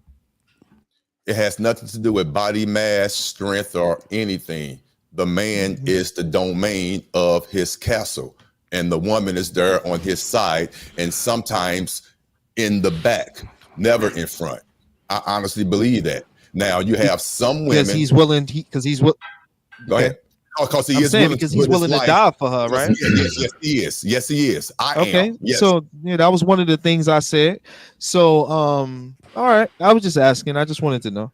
Yes. Now, a woman might have that thought process and really believe and really would die and jump in front of their man. That doesn't mean that they should. And that's the issue that I have with some of these women. Okay, so the man should always die for the woman. Is that what you? That's not what he's saying. Wait. But I'll answer it. Why do y'all ask dumbass remedial questions? I'll answer it. A man, in my opinion, in my opinion, in 99.99% of the time, because I can't think of another situation where he shouldn't, a man should always lay down his life for his family. There's an always. Okay, so you ain't say family. I ain't say family. I His said wife. for a woman. His wife. Only for his. Okay, That's so random men Beckett shouldn't walking do down it. the street. Hold up. So men shouldn't do it for their girlfriends. Men shouldn't only their wife. They wife. shouldn't do it. So when they made a family covenant members. Okay, so wives, okay. Covenant members, immediate family. I'm not doing it for cousin Pookie. I'm gonna lay Your down mom? my life for my daughter. I'm gonna lay down my life for my wife, Not not big my mama? cousin. Sharon. Sharon. Not trying to be funny, making fun of your name, because I do have a name Sharon, but no disrespect. But you get what I'm saying. But yeah, I'm not trying to be funny. Yeah, certain positions you go into. When you say, ask this woman to be your wife, you automatically going in to know that hopefully one day, hopefully it won't happen, but you are willing to lay down and give your life for that woman. You go in with that. Right, and the same with your kids. You go in with that. So I would. It's okay. So I wanted to get to this last question. So do you think this is why a lot of men are opting out of marriage, of having kids? Because at the end of the day, you just spoke of a suicide mission, right? Because wait, just real quick, right? If I don't create these kids, if I don't have if I don't create these kids, I don't have this wife, then the house starts to burn. I get to just run out the house. You got to go save your 5 kids. You got to find your wife, and then now you got to get out last. So I'm just asking you, bro. Yes, everything you said I didn't agree with. That's called man. Yeah, it's unfortunate, but yes, that's what I believe. It's called being a That's man. That's why you got masculinity. Like, no, it called we gotta wait, but single men are men too. We can't do that, man. Like single men are men too. Like Lee, hold on. It's okay to call the police, Lee. They finna back up on it. I'm a police caller. Call the police. There's things that come with masculinity, right? There's certain responsibilities, certain attributes that comes with that, right? So if you want to, portray yourself or be a masculine man, be a leader, be a head of the household, you have to be willing to undergo that responsibility and take along that accountability to go above and beyond, like Otis said, and do the job. I already understand that, sir. My point is that the reason why now we are seeing a decline in relationships? We are seeing men are not trying to take it to that next level. That's what I'm asking. I'm not saying that is right or wrong. I see what Lee is saying. If that's the reason why, then what you're actually saying is that men are opting to become more feminine. Yes, if that's the case, that's what I'm about to say. They soft as fuck. Dangerous proposition. That is a dangerous proposition what is this? to take on. Wait, can we have a real conversation So he can't call the police. Why? Everybody else can call the police. White man call the police. Men call the police. Black man, we can't call the police. Business. So women and children go on the boat, right? Women and children. Let's get one at a time. I think Chicago, world class. Yeah, I'm gonna just say this real quick. So Lee, I'm finna throw a monkey wrench in your whole shit, fam. Let's keep it a bean. A lot of niggas cowards and wouldn't lay down their life for nobody. Yes, sir. A lot of niggas cowards. A lot of niggas is running out the house to say they self first and then ask, "Bae, you okay?" True. Yeah. Please let me respond to this. No, that's fine. That's fine. And listen, I'm just saying, not every man is built like that, and that's okay. I'm just saying we just got to be honest with that part of the conversation. It's not okay. You called him a coward. It's not okay. Don't say it's okay. No, hey, listen, a nigga that has a responsibility that entered to a covenant agreement to protect wife, kids, and all this other stuff, and you call yourself a man. You over 21, 18. Call yourself a man. You running out saving yourself first. Yeah, you a coward. But wait. I don't want to go down that one, Lee. I wanted the other part of what you was asking is that the reason why? No, if you listen to these shorties talk, what they're saying is, I seen you get took up through the system in divorce. I seen you get took through the system in child support. I seen you lose that custody battle. I saw you spend $30K and still lose. I'm not. That was a part of my argument too. And they throwing that thought pocket for free. So I'm gonna tap that thought pocket for free, and I'm gonna strap up or pull out. So I'm still getting the benefits, and I ain't gotta have none of responsibility. It's a win-win for me. That part. That's what Chicago did an M&M on that shit. Okay, because so right, so we on the same page.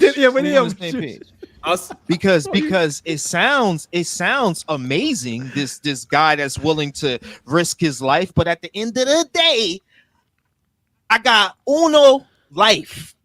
One of these motherfuckers. Okay, so I understand these men. You could call them soft, whatever. Y'all got all these names for them.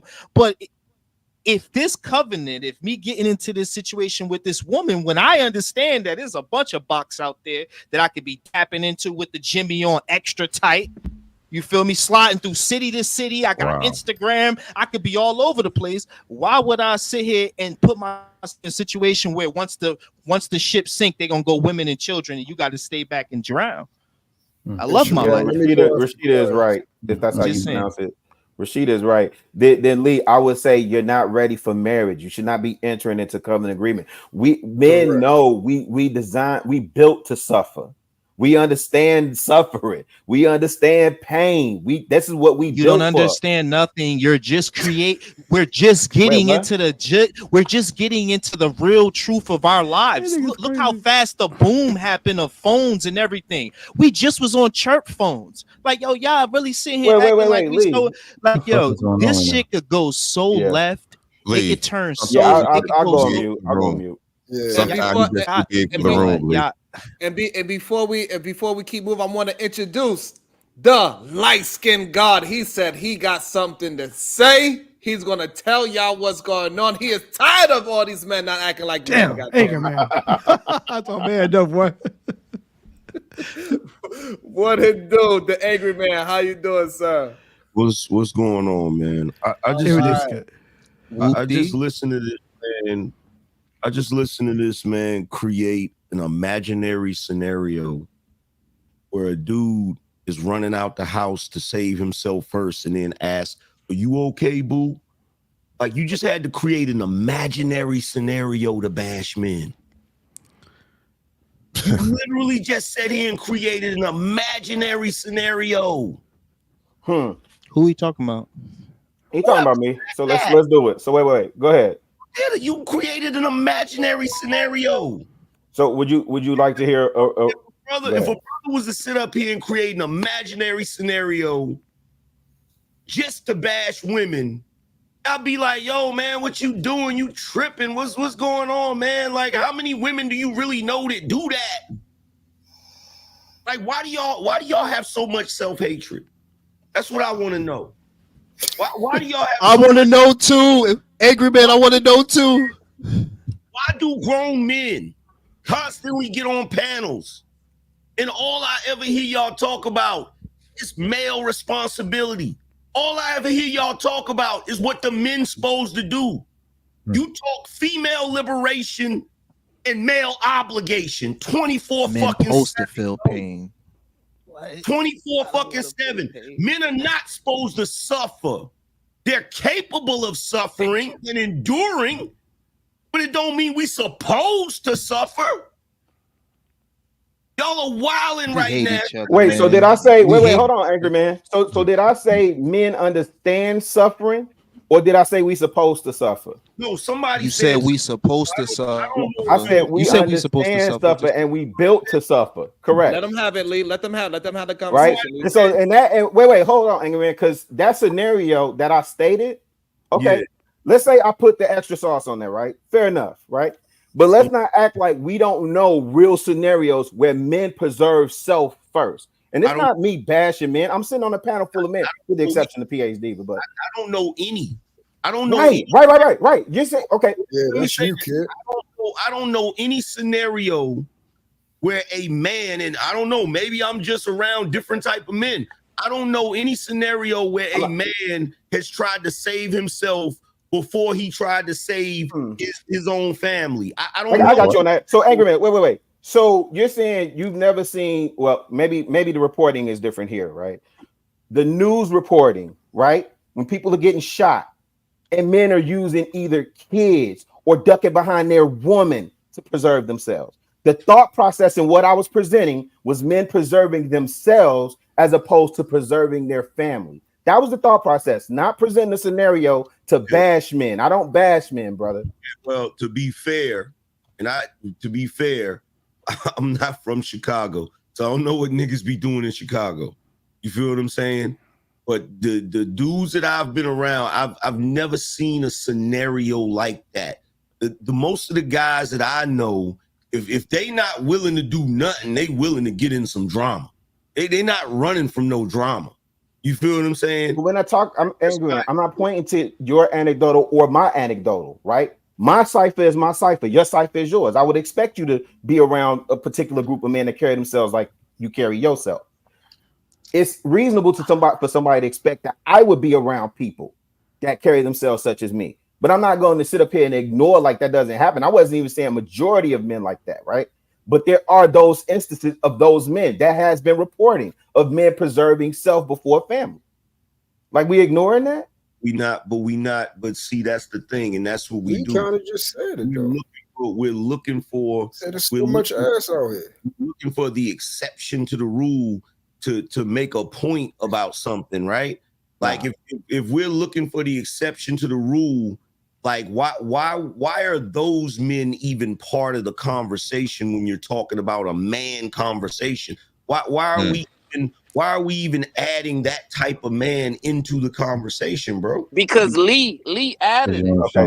That was a synopsis that Lee brought to the panel. He's right here. He's a man. Yeah. He was the one who introduced that topic into the panel, and he questioned, why should men have to stay in their masculinity to protect their family instead of protecting themselves? That wasn't really what I did, bro. You gotta relax. He landed. Hold on, Lee. I'll let you clean it up, but let's go with that premise. And He did say that, though.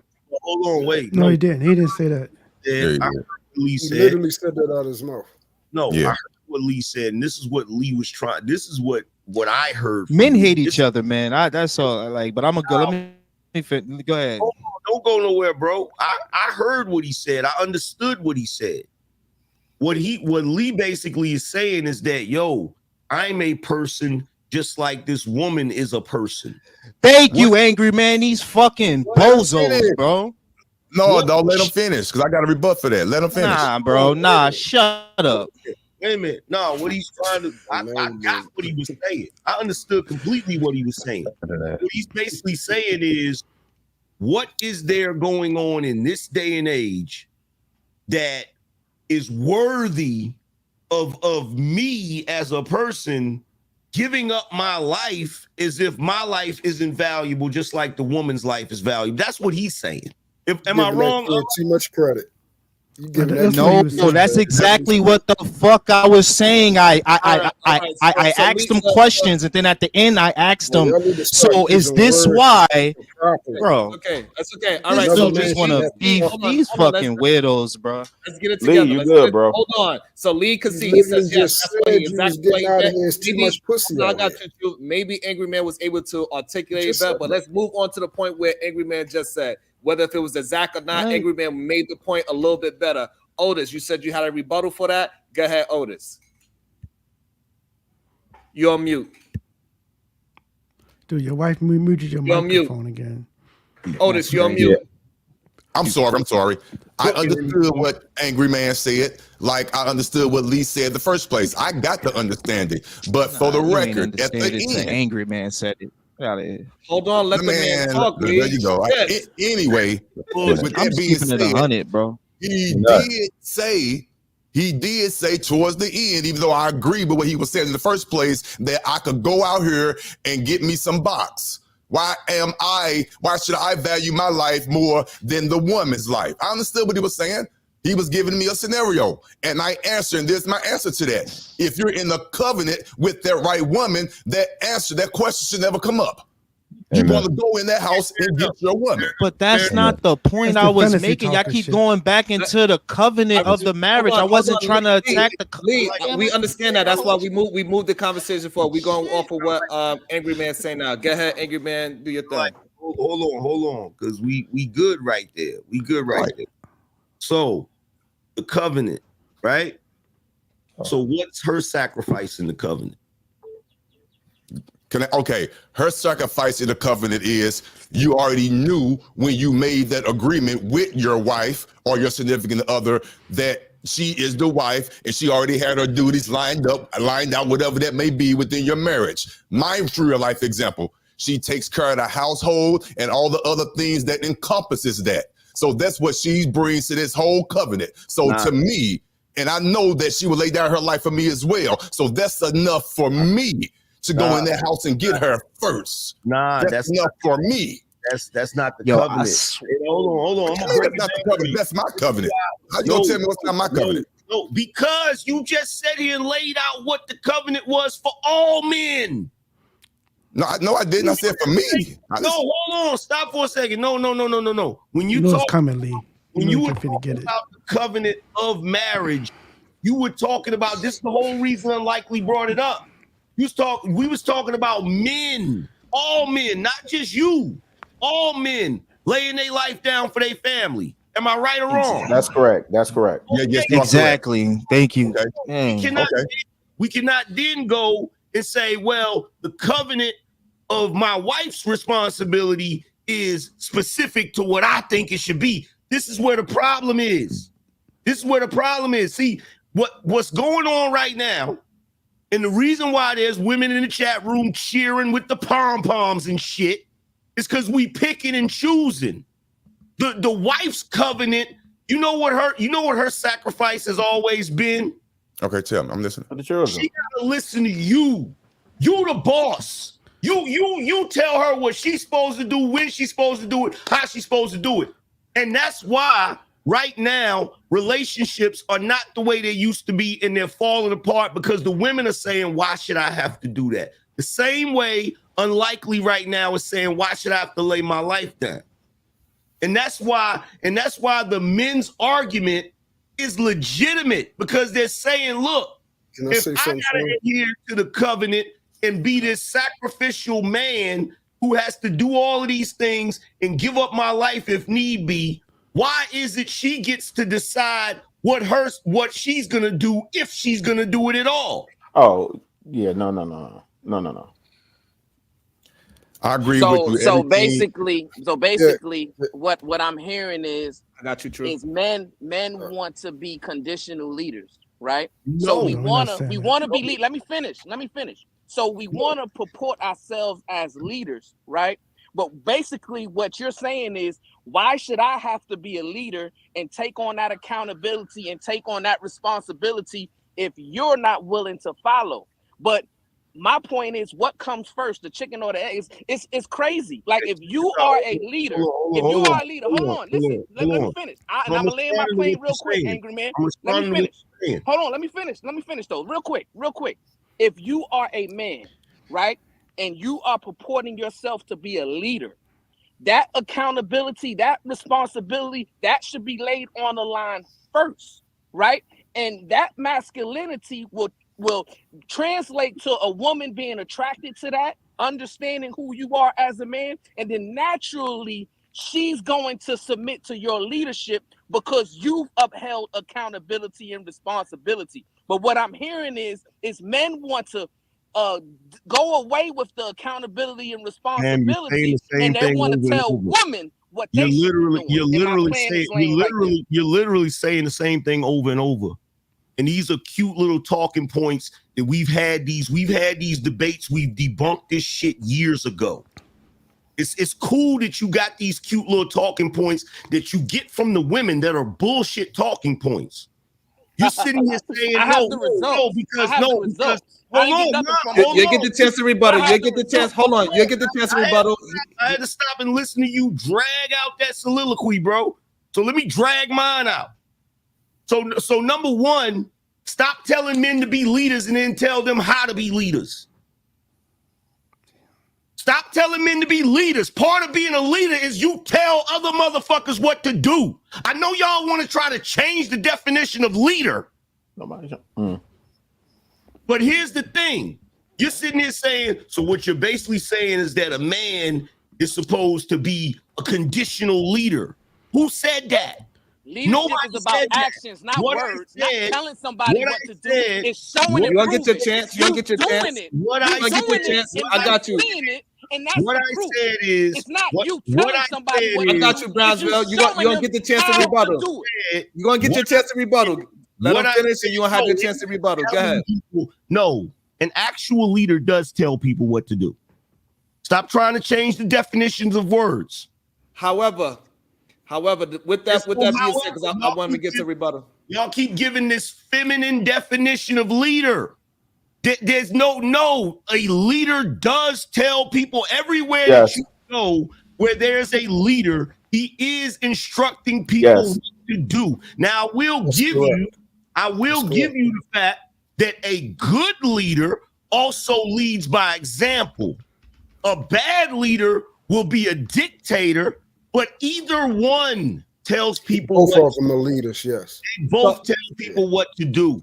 Now, here's the thing, because I want to address the part you said about conditional leaders. Number one, I never said that you should be a conditional leader only because your woman do XYZ. That's not the conversation. Okay, the conversation is this. You have men that are saying, why should I uphold my part of the covenant if the woman is not upholding hers? Now, regardless of whether the man's covenant, what he has to do comes first, doesn't make a difference. That doesn't make a difference. And the reason why is because when you go to your job, right? When you go to your job, you got a boss or whatever, right? Whether your boss does his job that day or not, you still got to do your job, bro. And if you don't do your job, guess what? That same boss that you're saying has to do his job first, he can fire your ass. Go ahead, Brownsville, New York. I want Truth is Love to jump in there as well. Go ahead, get your rebuttal on, and let's try to let him get his full thought out. Go ahead. And that's what you were just exuding. What I heard is a lot of feminine rhetoric, right? No. Because an actual man will understand that they need to lead by example first, right? So no matter what I do, whether I'm out on my job, whether I'm at home, I don't live by an example of do what I say, not as I do. I'm going to show and prove. Here's why you should follow me, because I'm showing you the good moral standards and ethics of what leadership is about, right? I'm giving you a reason to follow me because we're building trust within that relationship, right? And it's done on all forms of consistency, whether it's in the military, whether it's on a job force, or what have you, in war, in all dynamics, right? You show your leadership by building trust with those who follow you. Wrong. So if you begin the process by questioning, if you begin the process by questioning those who are following you, he gonna land it. He gonna land it soon. If you begin the process by questioning those who are following you, talking feminism right now. You talking feminism right now. Hierarchy. Okay, I'm gonna let you talk. Hierarchy. Hold on. I want to make sure everybody get their full point out. You are you good with that point, Brownsville?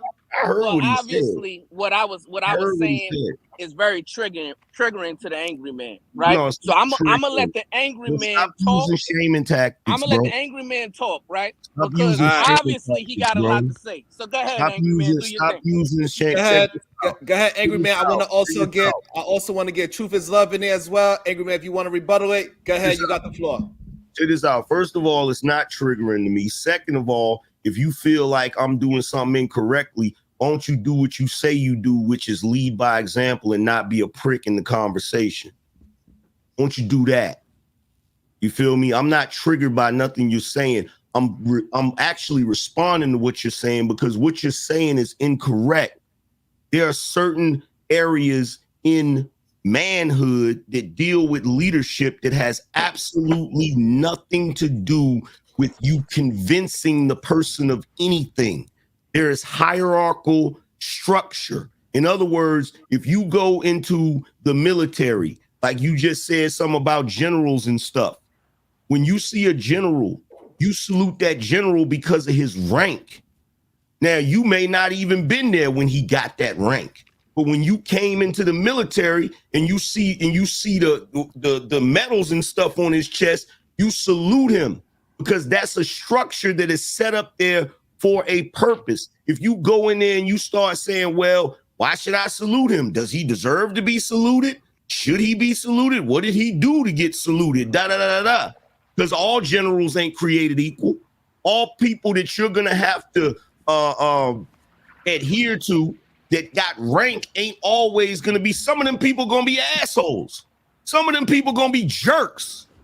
You feel what I'm saying? But see, y'all keep trying to change hierarchy. Y'all keep trying to change it into something else. Now, I'm not saying that a woman should be with a sorry man. Sharon heard me talk plenty of times. I'm not gonna say nothing like that. I'm a dude who does lead by example. I'm a dude who do say what I'm gonna do. 100. I can put my wife on the phone right now. She'll tell you that. But the point is this: you got a lot of people that's running around trying to look for excuses not to do what they supposed to do. And I ain't talking about the men. And also, I want to put I got a rebuttal to that, Sharon. Real quick. No problem. So the difference between being in a relationship and being in the military, right, is what binds you to submission in the military is your general orders, is the uniform code of military justice, right? Fact. So you don't have to build trust in that. You're already binded by what you signed on the dotted line that you're going to follow those orders. But when you enter into a relationship, right, it is beholden of you to build trust with the person that you're building in a relationship with. You don't just say, oh, I got a penis, I'm a man, so follow me. No, that is not the rhetoric that we should be teaching these young men how to lead a woman or get a woman to follow their lead, right? We should be teaching them, hey, you got to build trust within that relationship. You got to show and prove. You got to live by an appropriate level of consistency and accountability and standards, morals, and ethics, so But that all she for can what? follow you, right? And Nobody all told for me that. what the correct though? way. And if you do all of those things, then she's going to naturally submit to your leadership, right? But it's beholden on to the man to show that first. It's not a military situation. She's But not Brownsville. binded by anything Just so you to could just become follow her you crash just test because dummy, you're a the man. fall guy. But I got you. I know Crazy. y'all been patient. Thank you. Get Angry Man rebuttal, and I want to get more people into the conversation. Go ahead. Oh, my bad. I'm not trying to take over the Yeah, conversation. it's okay. I think it's a good back and forth. Brownsville, here's the thing, bro. When it comes to marriage, if you're doing it the traditional way, there is a contract. And that contract stipulates certain things. And I don't know if you've looked at it yet. I don't know if you really sat and read it. But at the end of the day, if you're still watching, at the end of the day, that contract has very specific language in it. It's very archaic. It should be updated, but it has not been updated. So basically what that contract does is it puts the man in a position over the woman. If you go read the marriage license contract, it puts the man over the woman, which is why whenever, in most cases, when you get a divorce, you as a man are still responsible for your freaking wife, even after the divorce. Okay? So there is a contract.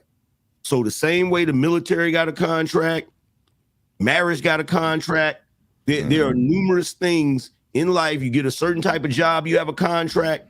There's a contract, bro. I get what you're saying about trust. I understand all of that. But there is a contract. And even if you don't look at it as far as the legal contract, you have a contract with God about what the relationship is supposed to be. That's the covenant that the brother was talking about earlier. And in marriage, and I totally agree, and especially on that God point. So, Angry Man, we agree right there. But what I don't hear from men is teaching what is the expectations from men of God. Now that's what I like to hear from men. Teach that. I do. Perfect. That is good. We got to a point where we at least agree. That is awesome. And that is the beauty of letting men build and letting the other person get out their full thought, even when it seems long-winded, because we will wind up realizing that we have more in common than we do not. That was awesome build with y'all. I think that was good. It would have the same passion. It had the same vigor that it needs to have. And we still got to a resolution. Fucking awesome. Go ahead. Truth is love. I know you want to jump in here. Let's get some Lee more didn't get his there. question answered. He asked a young man asked a question. He didn't get it answered. Yeah, so I don't even remember what question. What I wanted to say, okay, Lee, I'm out. I wanted to ask AM something real quick. Let me first preference this. We already know the pickings of women out here as far as decent women, wives, mothers. is slim to none. So let me preface that. Mm. However, what I'm asking you is, from the position that you lead your family, do you see a majority of men like you out here? Well, that's a difficult question, brother. I'm an extraordinary dude. So now stop. Okay, so let's go with that answer. Do you think that should be the exception or the rule? It should be the rule. Exactly. The rule. And that exactly. So let's go from there. So now, with there being, we already know in society right now, you would be the exception right now compared to other men and how they traditionally run their households as men, as husbands, as fathers. How can then a woman follow or even expect to come on a program with men that don't have a plan? They aren't men. They don't have leadership from a father, which is why most men gravitate on here to come listen to you. How do we go from there? I don't expect them to. I don't expect women. I don't expect women to get with dudes that ain't got their shit together. But at the same time, I could sit here and say I'm an extraordinary dude, but also I have an extraordinary wife. Mm-hmm. I have a very intelligent woman, a woman that holds it down and carries herself with class, that I don't got to worry about being out in the street acting goofy or doing things that's going to embarrass me. So at the end of the day, it's like women don't understand their power in this situation. If you got a lot of chicks out here that's being transactional at best, that's on some, being loud, ghetto, all of those different things, or they have low standards, guess what? A lot of men, whether we like it or not, are driven by what the woman will or won't accept. So guess what? If the women are willing to accept lesser men, a lot of these men are gonna be lesser men. That part. So are you saying that? Yeah, my fault for you. Go ahead. Go ahead. Yeah. So are you saying that the way, because based off, all right, and this is just how I heard it, based off what you just said, your last point, they basically let me make sure I say this right. All right, so if you're saying dealing with relationships, they are the ones basically like they're the governor. They govern how well the relationship does. No, Okay. because it's like you know the old saying, it takes two to tango. Yes. Right. All right. So when you dancing, there's of course one person is leading, but both people are dancing. Even when you're leading, the other person has to cooperate in order for it to be a dance. You feel what I'm saying? We both got to know the dance moves if we gonna dance. You know what I'm saying? It can't be that I'm leading and I know the dance moves and you don't know the dance moves.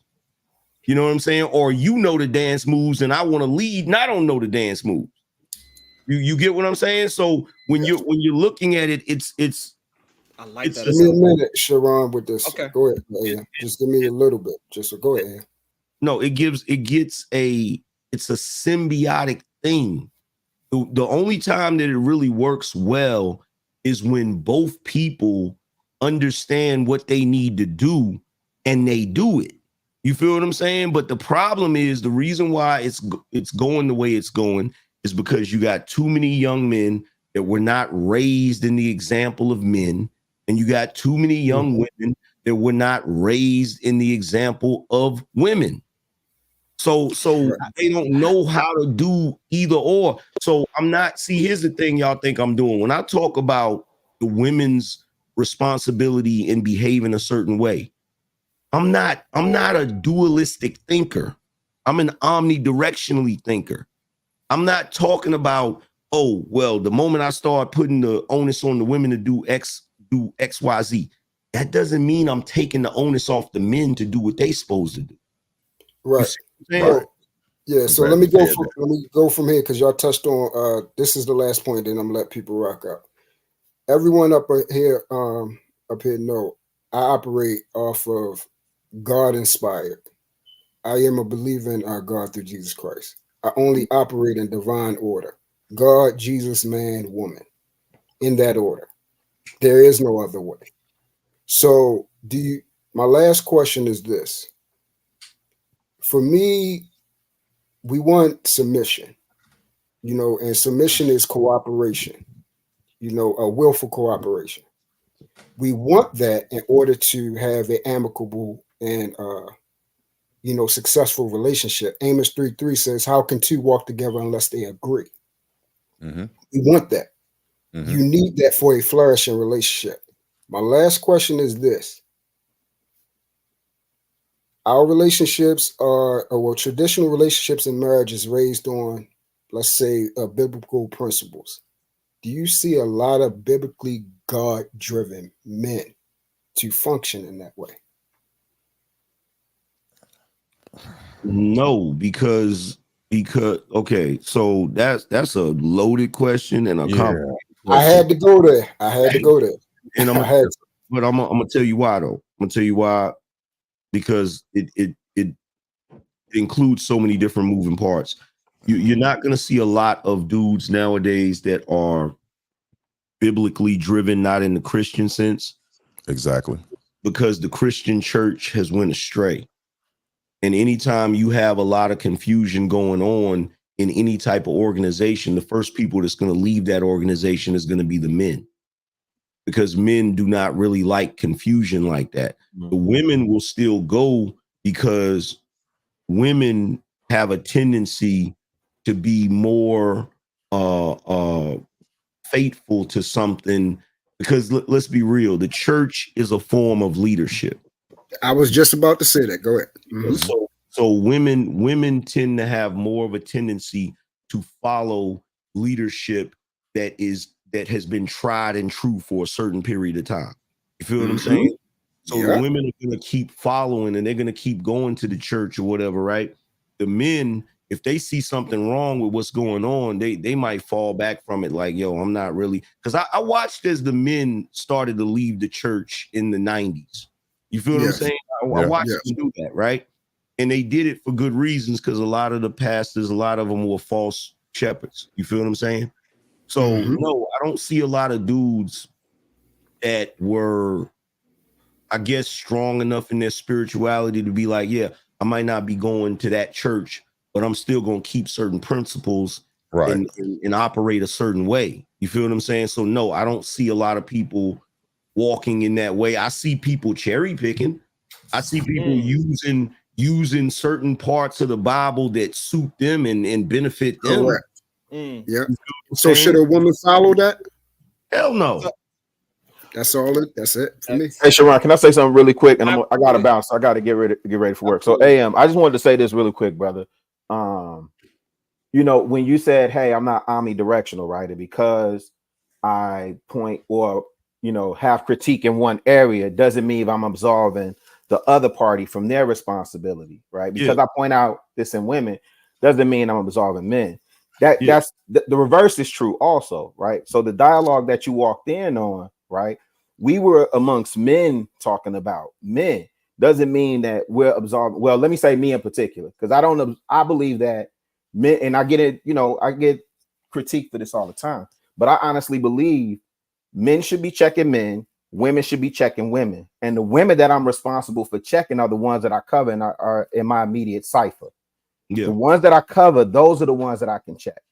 I don't begrudge any brother on any platform who feels obligated to check women. I actually let that conversation ride. And I have whatever I got to say for women at times. And I get a lot of pushback from that, right? Because they used to seeing me engage in dialogue with men. So I just wanted to set that record straight, because I don't bash men. And when you came on, the conversation was directed towards man bashing. I don't think Sharon bashes men. And I know for a fact you don't bash men, but I just wanted to set the record straight on that end. It's no man bashing. It's more iron and sharpen iron and challenging men, right? Go ahead. Well, for the record, like I've been on panels with you before. I pretty much know where you coming from. You feel what I'm saying? The only issue I had with what you were saying was the scenario of the dude taking off and leaving his woman. That's the only real issue. I put some sauce on that, but yeah, I got you. Saying, but like the whole thing when it comes to that particular type of argument, the reason why Unlikely probably had an issue with it, and this is something I notice that young dudes will get upset about, and I try to be mindful of that when I'm talking about it, because the younger dudes feel like we're trying to exclude them from masculinity simply because they might not do something that we think they should be doing. So it's like I'm not excluding the younger brothers from masculinity, just trying to explain to them what masculinity looks like and why it looks like that. And I try to come at it from an angle where I'm not saying, oh, well, y'all ain't real men because y'all don't, you know what I'm saying? Because you're absolutely right. Yeah. Shit is triggering, and then once they triggered, they don't want to listen. Like it's the same thing with women when you say certain things, and then after that, you don't want to hear nothing you got to say. You feel what I'm saying? No, I'm with you on that. That's why I prefer to have conversations with the young bloods offline. I don't consider Leah a young blood, but he's younger than me. But I literally just told him, like, fam, we need to chop offline, right? Because that's where the real dialogue is at. And I agree with you. A lot of times, these shorties looking at us like you old niggas are putting us in a burning building. We telling you how these women are, and y'all still telling us we should be marrying them with the women. So with you saying that, maybe I heard Lee's question wrong, maybe I heard his premise wrong, but I got y'all, man. I gotta bounce, man. I gotta get ready for work and make these folk happy. I'll holler at y'all later. Salute, salute, salute. Peace and blessings, family. Peace to you. Yeah, and that's why also over here with the leadership thing, we also preach that you need to learn how to be a leader without authority, because I think way too many times men, they believe that they got to be leaders with an iron fist. You do what I say and that's it. No, but you need to learn how to lead without the authority, because then that's when you know the woman is actually fully submitting to your plan. And this is why we promote that young men need to have a plan, 1 year, 5 year, 10-year plan. You need to start figuring that out as soon as you possibly can. But for that to happen, we got to teach our young men to be mature a lot younger, so that's where they can have that ideology of looking for a woman with values, and not because y'all both like the same sneakers. You be throwing shots like crazy, bro. Like you be throwing shots. Y'all don't know if y'all noticed that or not, but he be throwing mad shots. Yeah, I'm used to him now. He be saying some wild shit. I'm just saying that's what we got to do to our young men and our young women, because the problem that I'm noticing is that we mature our younger women faster than our younger men. We tell our young men to go out there to just be boys and figure it out, and then when they get out of college, that's what we say. You got to get mature. You need to settle down. You need to look for a good woman. And that is the issue I'm seeing now when I hear these men talk, the younger men. And this is why women are confused by our rhetoric, because they understand that the greater commitment and a greater responsibility falls on the man, because that's beholden under leadership, right? So the leader has greater accountability, greater responsibility. So when we're talking about correcting the nuclear family and correcting relationships, it's important for us to start with the leader, not the one who is beholden to follow the leader. And that is the rhetoric that we have to correct. Let's start teaching these men how to uphold to the standards of accountability and responsibility, beholden Can in I leadership. please jump in? Once we do that, then we can go to the woman. See the problem? Okay. Just real quick, Angry Man. This kind of recites back to my argument that men are not going because they realize that when the ship sinks, they're going to go women and children, and my life matters too.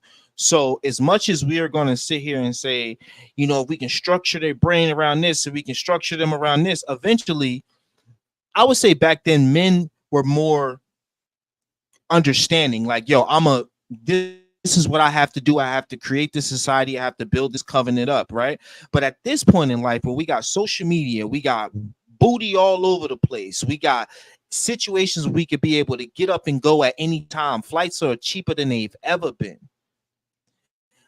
Men are going to look at the world and they're going to go, it is more advantageous to be alone.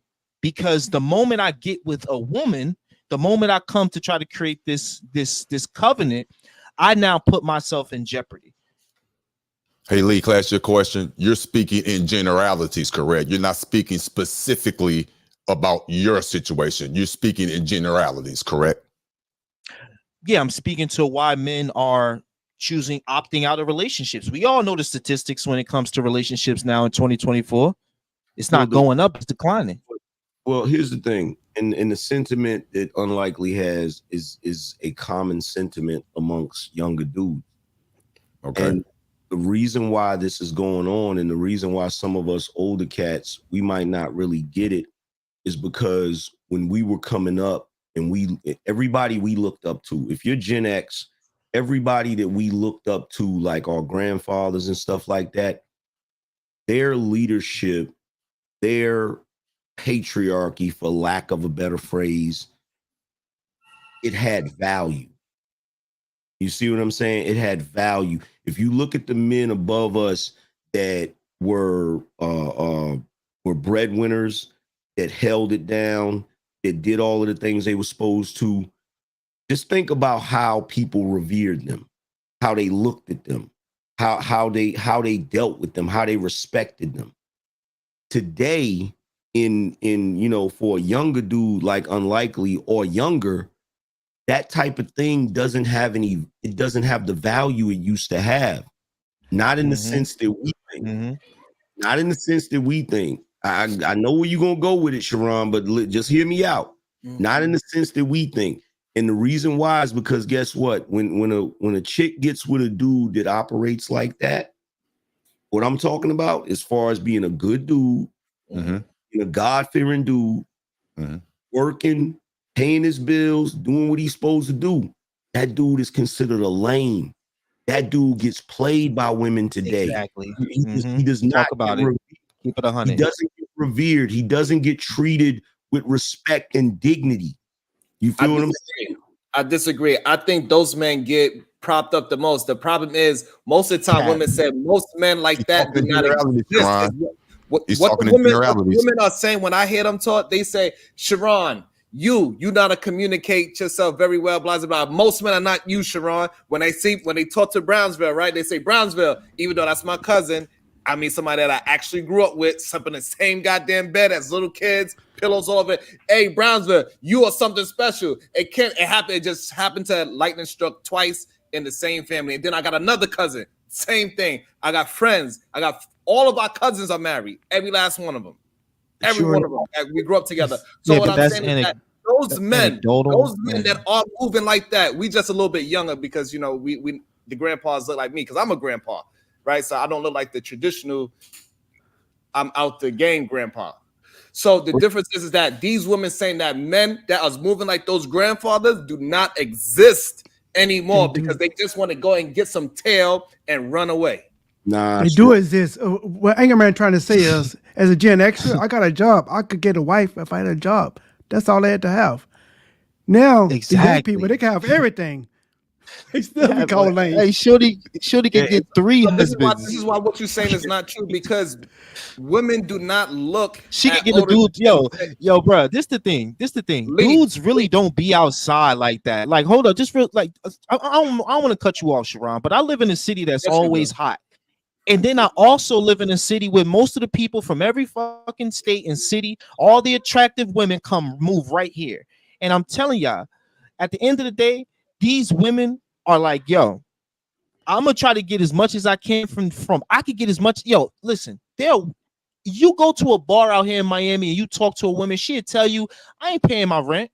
Some dude in Utah giving up 10 bands to pay my rent. It's happening, bro. And any woman that deems that she is attractive these days is selling herself and is using herself in most cases, bro. It's the city of debauchery. I'm telling you that it is happening and it has changed. I get that you brought up your cousins, but y'all, if I ask you, is any of y'all between 25 to 21, you're probably gonna say no.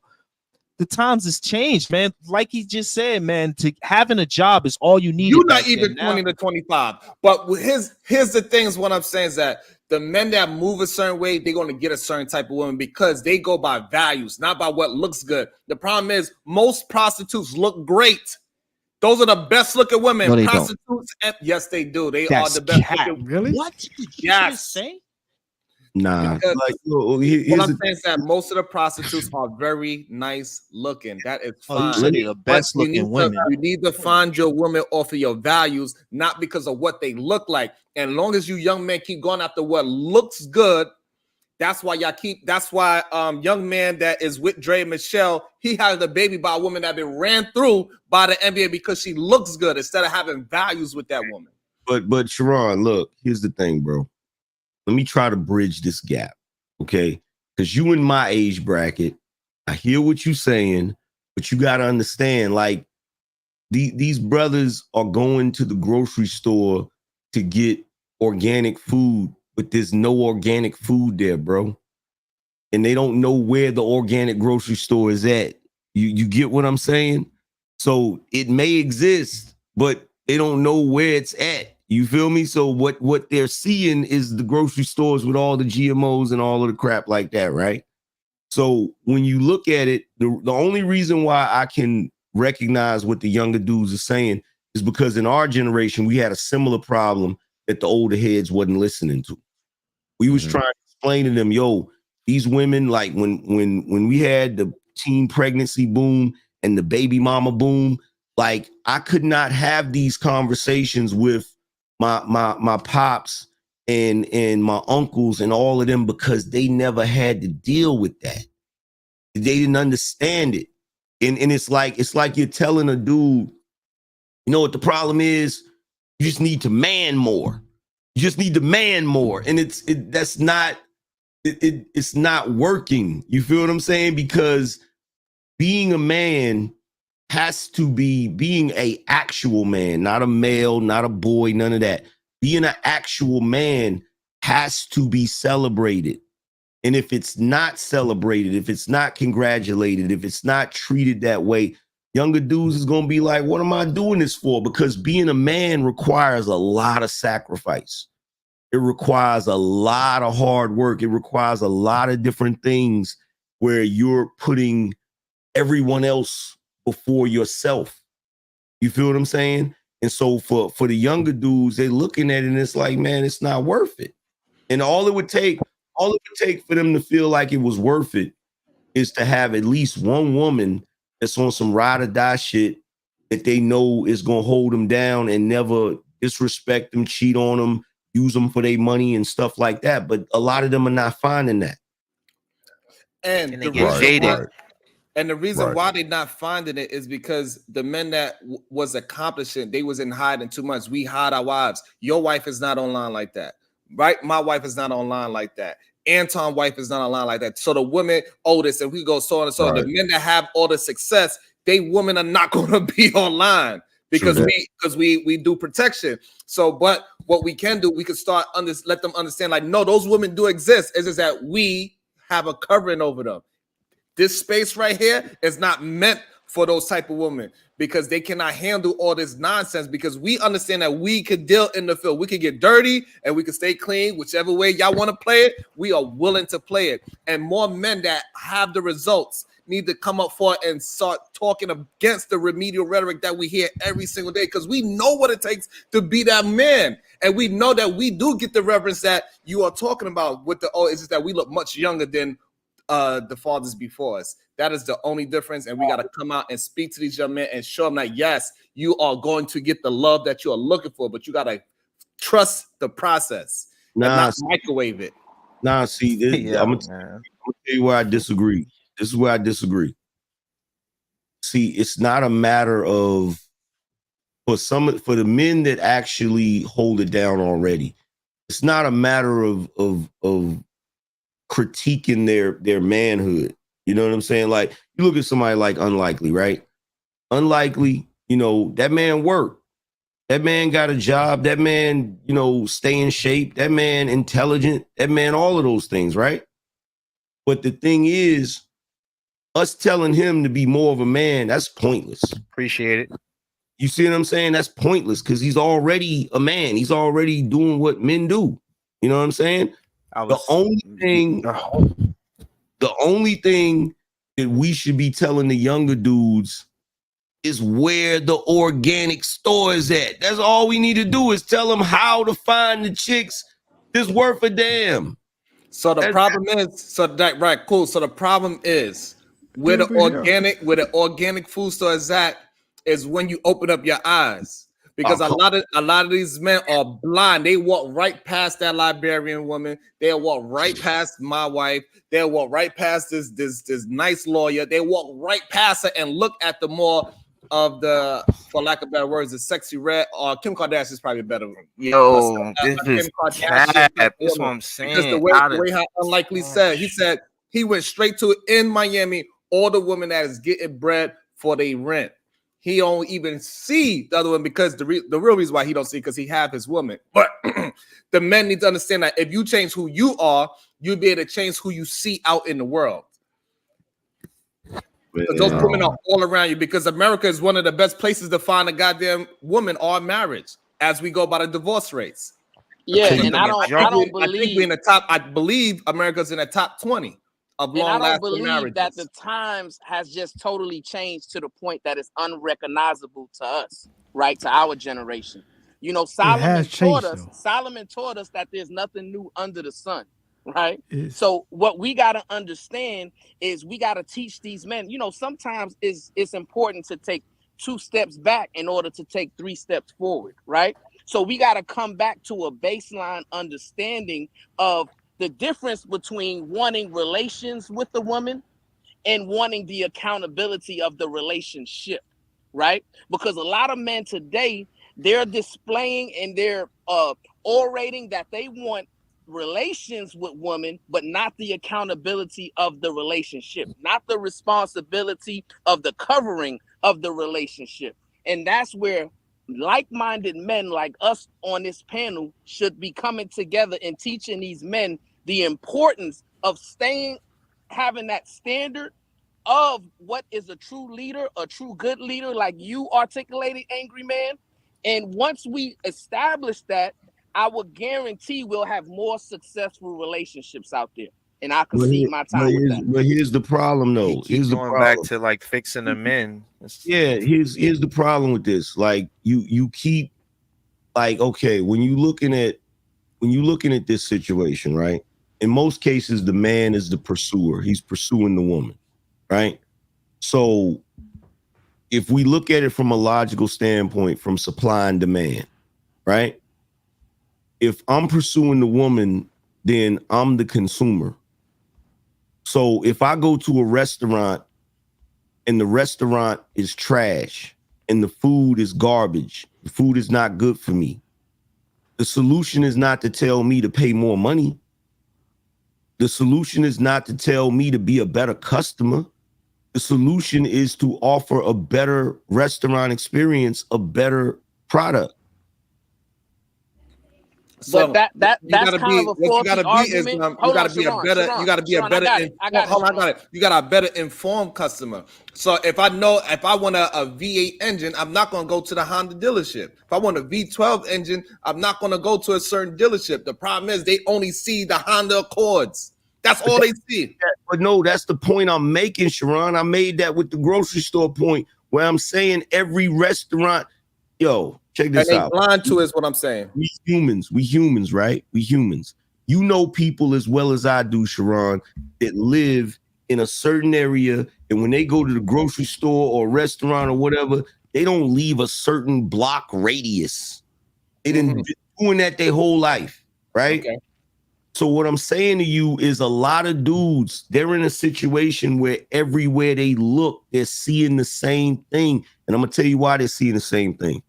Because even the women that have the potential or could be good women, they're mimicking the bad women because they feel like the bad women are winning. So everywhere dudes is looking, they're seeing the same type of woman, bro. Which comes back to my Miami girl getting 10,000 and her rent paid. They are seeing the bad women winning. And then again, the guys are looking at this situation. They're getting jaded. They're understanding that, yo, at the end of the day, I'm willing to die for you. That's a fact. Okay.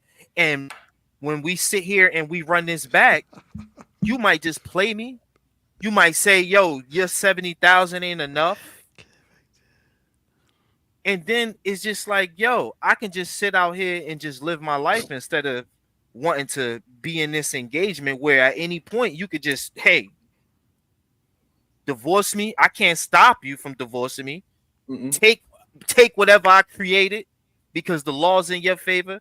So again, man, it's just really, it's not about trying to get the more men in order. It's more or less about how do we get these men to understand that, like, what are the women doing to get these men to understand that the juice is worth the squeeze? Yo, Don't talk, just listen with the two ball. Men in Generation X destroyed the nuclear family. Thank you. No, we had real women back then. Not woman true. was a woman. Well, let's be But clear. we see that there's Let's more say- women that attend the houses of worship, more young women that attend the houses of worship than young men. There's more young women attending the institutions of higher learning than there are young men. There's more young women going to the bookstores, your Barnes and Nobles, your libraries than they are young men, right? So what we should be telling young men is get your spiritual life together. Go into the houses of worship and you might find a good young woman there. Get your education together. Go enroll in the institutions of higher learning and you'll probably find a good woman there. You know, go into the libraries to obtain more knowledge yourself, you know, and you might find a good young woman there, right? So we got to be pointing them, like you said, Angry Man, into the direction to find the good stores. And those are the good stores that they got to go to. But what's happening is men aren't willing to discipline themselves enough to change their appetites to that effect. But no. First of all, that needs some context because some of these houses of worship nowadays are houses of debauchery, and a lot of these institutions of higher learning have become indoctrination camps. Okay, I agree with you on the bookstore and the library. I agree with you on that, but it requires some discernment. And to respond to that super chat, no, Gen X did not destroy the nuclear family. Most Gen Xers didn't get a nuclear family. The boomers destroyed the nuclear family. So let's be clear about that. Stop playing. And look, here we go with Porky Pig in the chat. I ain't seen you in a minute, bro. Where you been? Here we go with the bullshit. Clearly, you know who this is. Big J XXX. Black men whining about relationships daily is a sign of weakness. Shout out to you with the 5 boy. Thank you, Big J. Can I respond to Lee real quick? Let me say this real quick. What was the sign of weakness, Big J, is when you was on that panel with me years ago and I told you that you were a subpar man and I outranked you and you didn't say nothing. That was a sign of weakness, bro. Damn. That was a sign of weakness. Stop playing. Don't be trying to come show up to a channel and try to reinvent yourself, nigga. I remember everybody. He remember every single thing. He remember every chat, everything. That's why I love it. That's why I like to do. He remember everything. Yeah, Otis. I would like to say that I agree with everything that Unlikely said. I really do, and I understand his position. I really, really do. And I could just say this about myself. I'm being honest with you. I don't know how I ended up with the wife that I have, but I'm blessed to have her. And I'm being honest. I met her at Speak that real shit though. I feel the same way about my girl. Go ahead. You know what I'm saying? I met her in a club. And also too, my criteria and me, I'm not a religious person at all, but I'm spiritual. Me too. So all the tenets that I'm hearing people say, and I'm being honest with you, when you know you have the right one, when you know and only you know that, you run into that motherfucker building. And that's all. That's how I can answer that. And I'm just being real. Oh, I'm definitely running in that building for my shorty, 100%. I'm from y'all era, so I understand the value of the. I'm saying the new cats are like, bro, I'm 35. All right, so we about to get up. We about to get up out of here. I just got one question. I got one question for all the fellas to answer, possibly. before we get up out of here. Nope. Say that. Shout out to Brissy, man. So Angry Man saying that the young men have no clue where to find these women at. So what country or what form of woman should we tell men to start looking for? This frame of women where they have the best opportunity to find a wife. Where is this place? What country? For the best opportunity.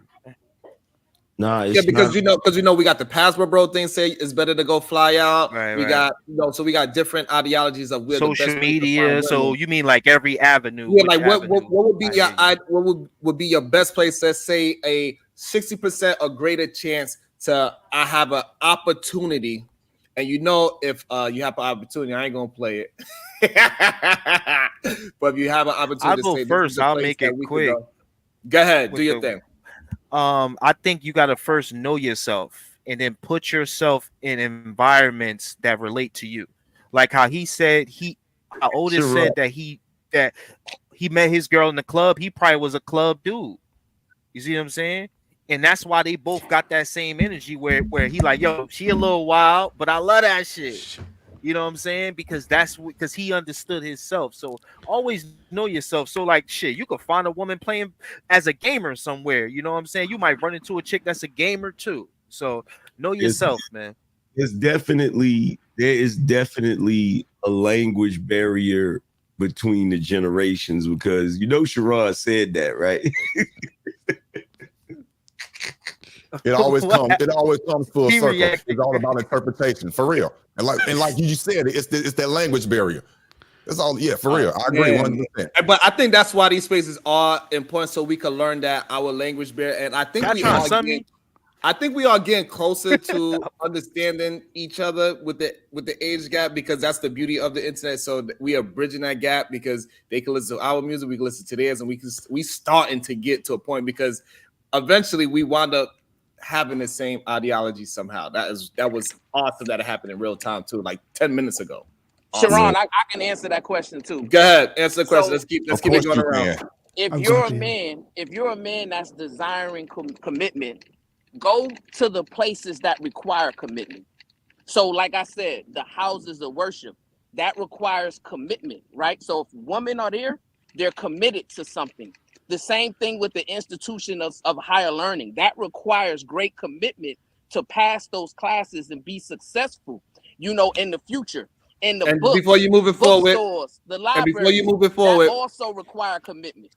And before you move it forward, what country? I mean, USA. You good there?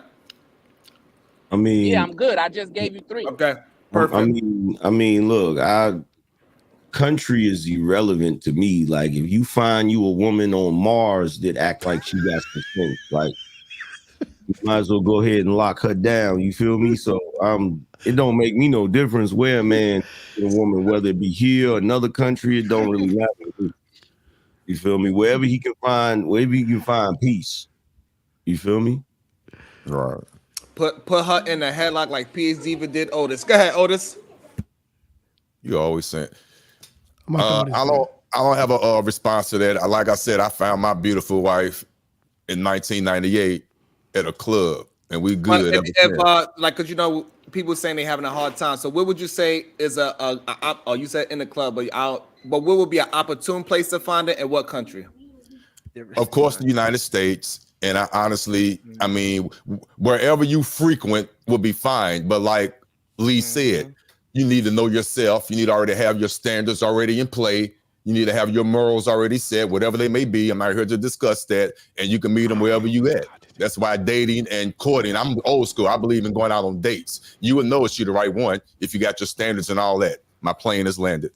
Hey, let me address Big J Triple X because he I'll read it. Big J Triple X with the 5-bar. Angry Man, 10 plus years and still have no political, social agenda. You are a failure, not me. Years, right? No social agenda. Brother, I have an entire book that's a social agenda that shows young men how to get a relationship with a good woman. So I'm not just up here talking, bro. I got literature, my friend. I'm a published author, but it's 10 plus years and you still haven't found a speech coach to get rid of that stutter. You're a failure. There's no excuse for anybody to be stuttering in this day and age, bro. Get you a speech coach so that you can articulate yourself better when you get on these panels. Okay? Be great. I want you to be great.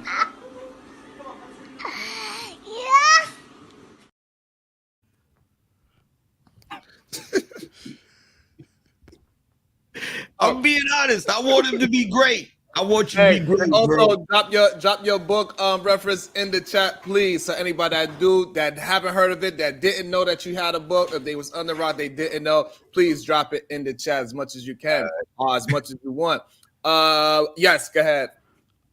I think young man got to find a tribe, and you got to find somebody similar to you, and they also got to get people that likes them. Anchorman says a lot. Pick the ones that like you, and the country is the one that closest to you.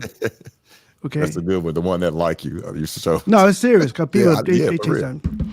In the country, find the one that find somebody close to you. Your soulmate could be in what's that? Alaska. It don't mean shit if you're not in Alaska. I'm over here in Japan, but I met my wife in Dallas. That's about it. Find your tribe. Take the one that like you. Even if it's on Mars. PH Diva, where? Hopefully you are still there, beautiful. She don't know. Supreme Goddess, PH Diva, are you there? And if you are there, PH Diva, I didn't see you go off of mute yet, so I'm not sure if you're there. Where? You there, PH Diva? Just like the woman. Left me high and dry. Good. Damn it. But we'll be back here tomorrow around 9 a.m. ish. I'm somewhere around that time slot. I gotta go, And I want to thank everybody that showed up. I want to thank you to Ham for even bringing. I didn't even get a chance to go and not even watch 1 minute of the video. we just started talking. We built up for there. But I appreciate that. It means we're having a really good build. So a productive build. So that was awesome. Even though it gets a little rowdy sometimes, I can't stay monetized, but it's all good. Let's keep building the conversation. We rebel against remedial rhetoric. You got to have your own thoughts and you got to substantiate your own thoughts. We will be back here mañana. Thank you. Salute. Peace. Ooh, that was a good one. Peace and love.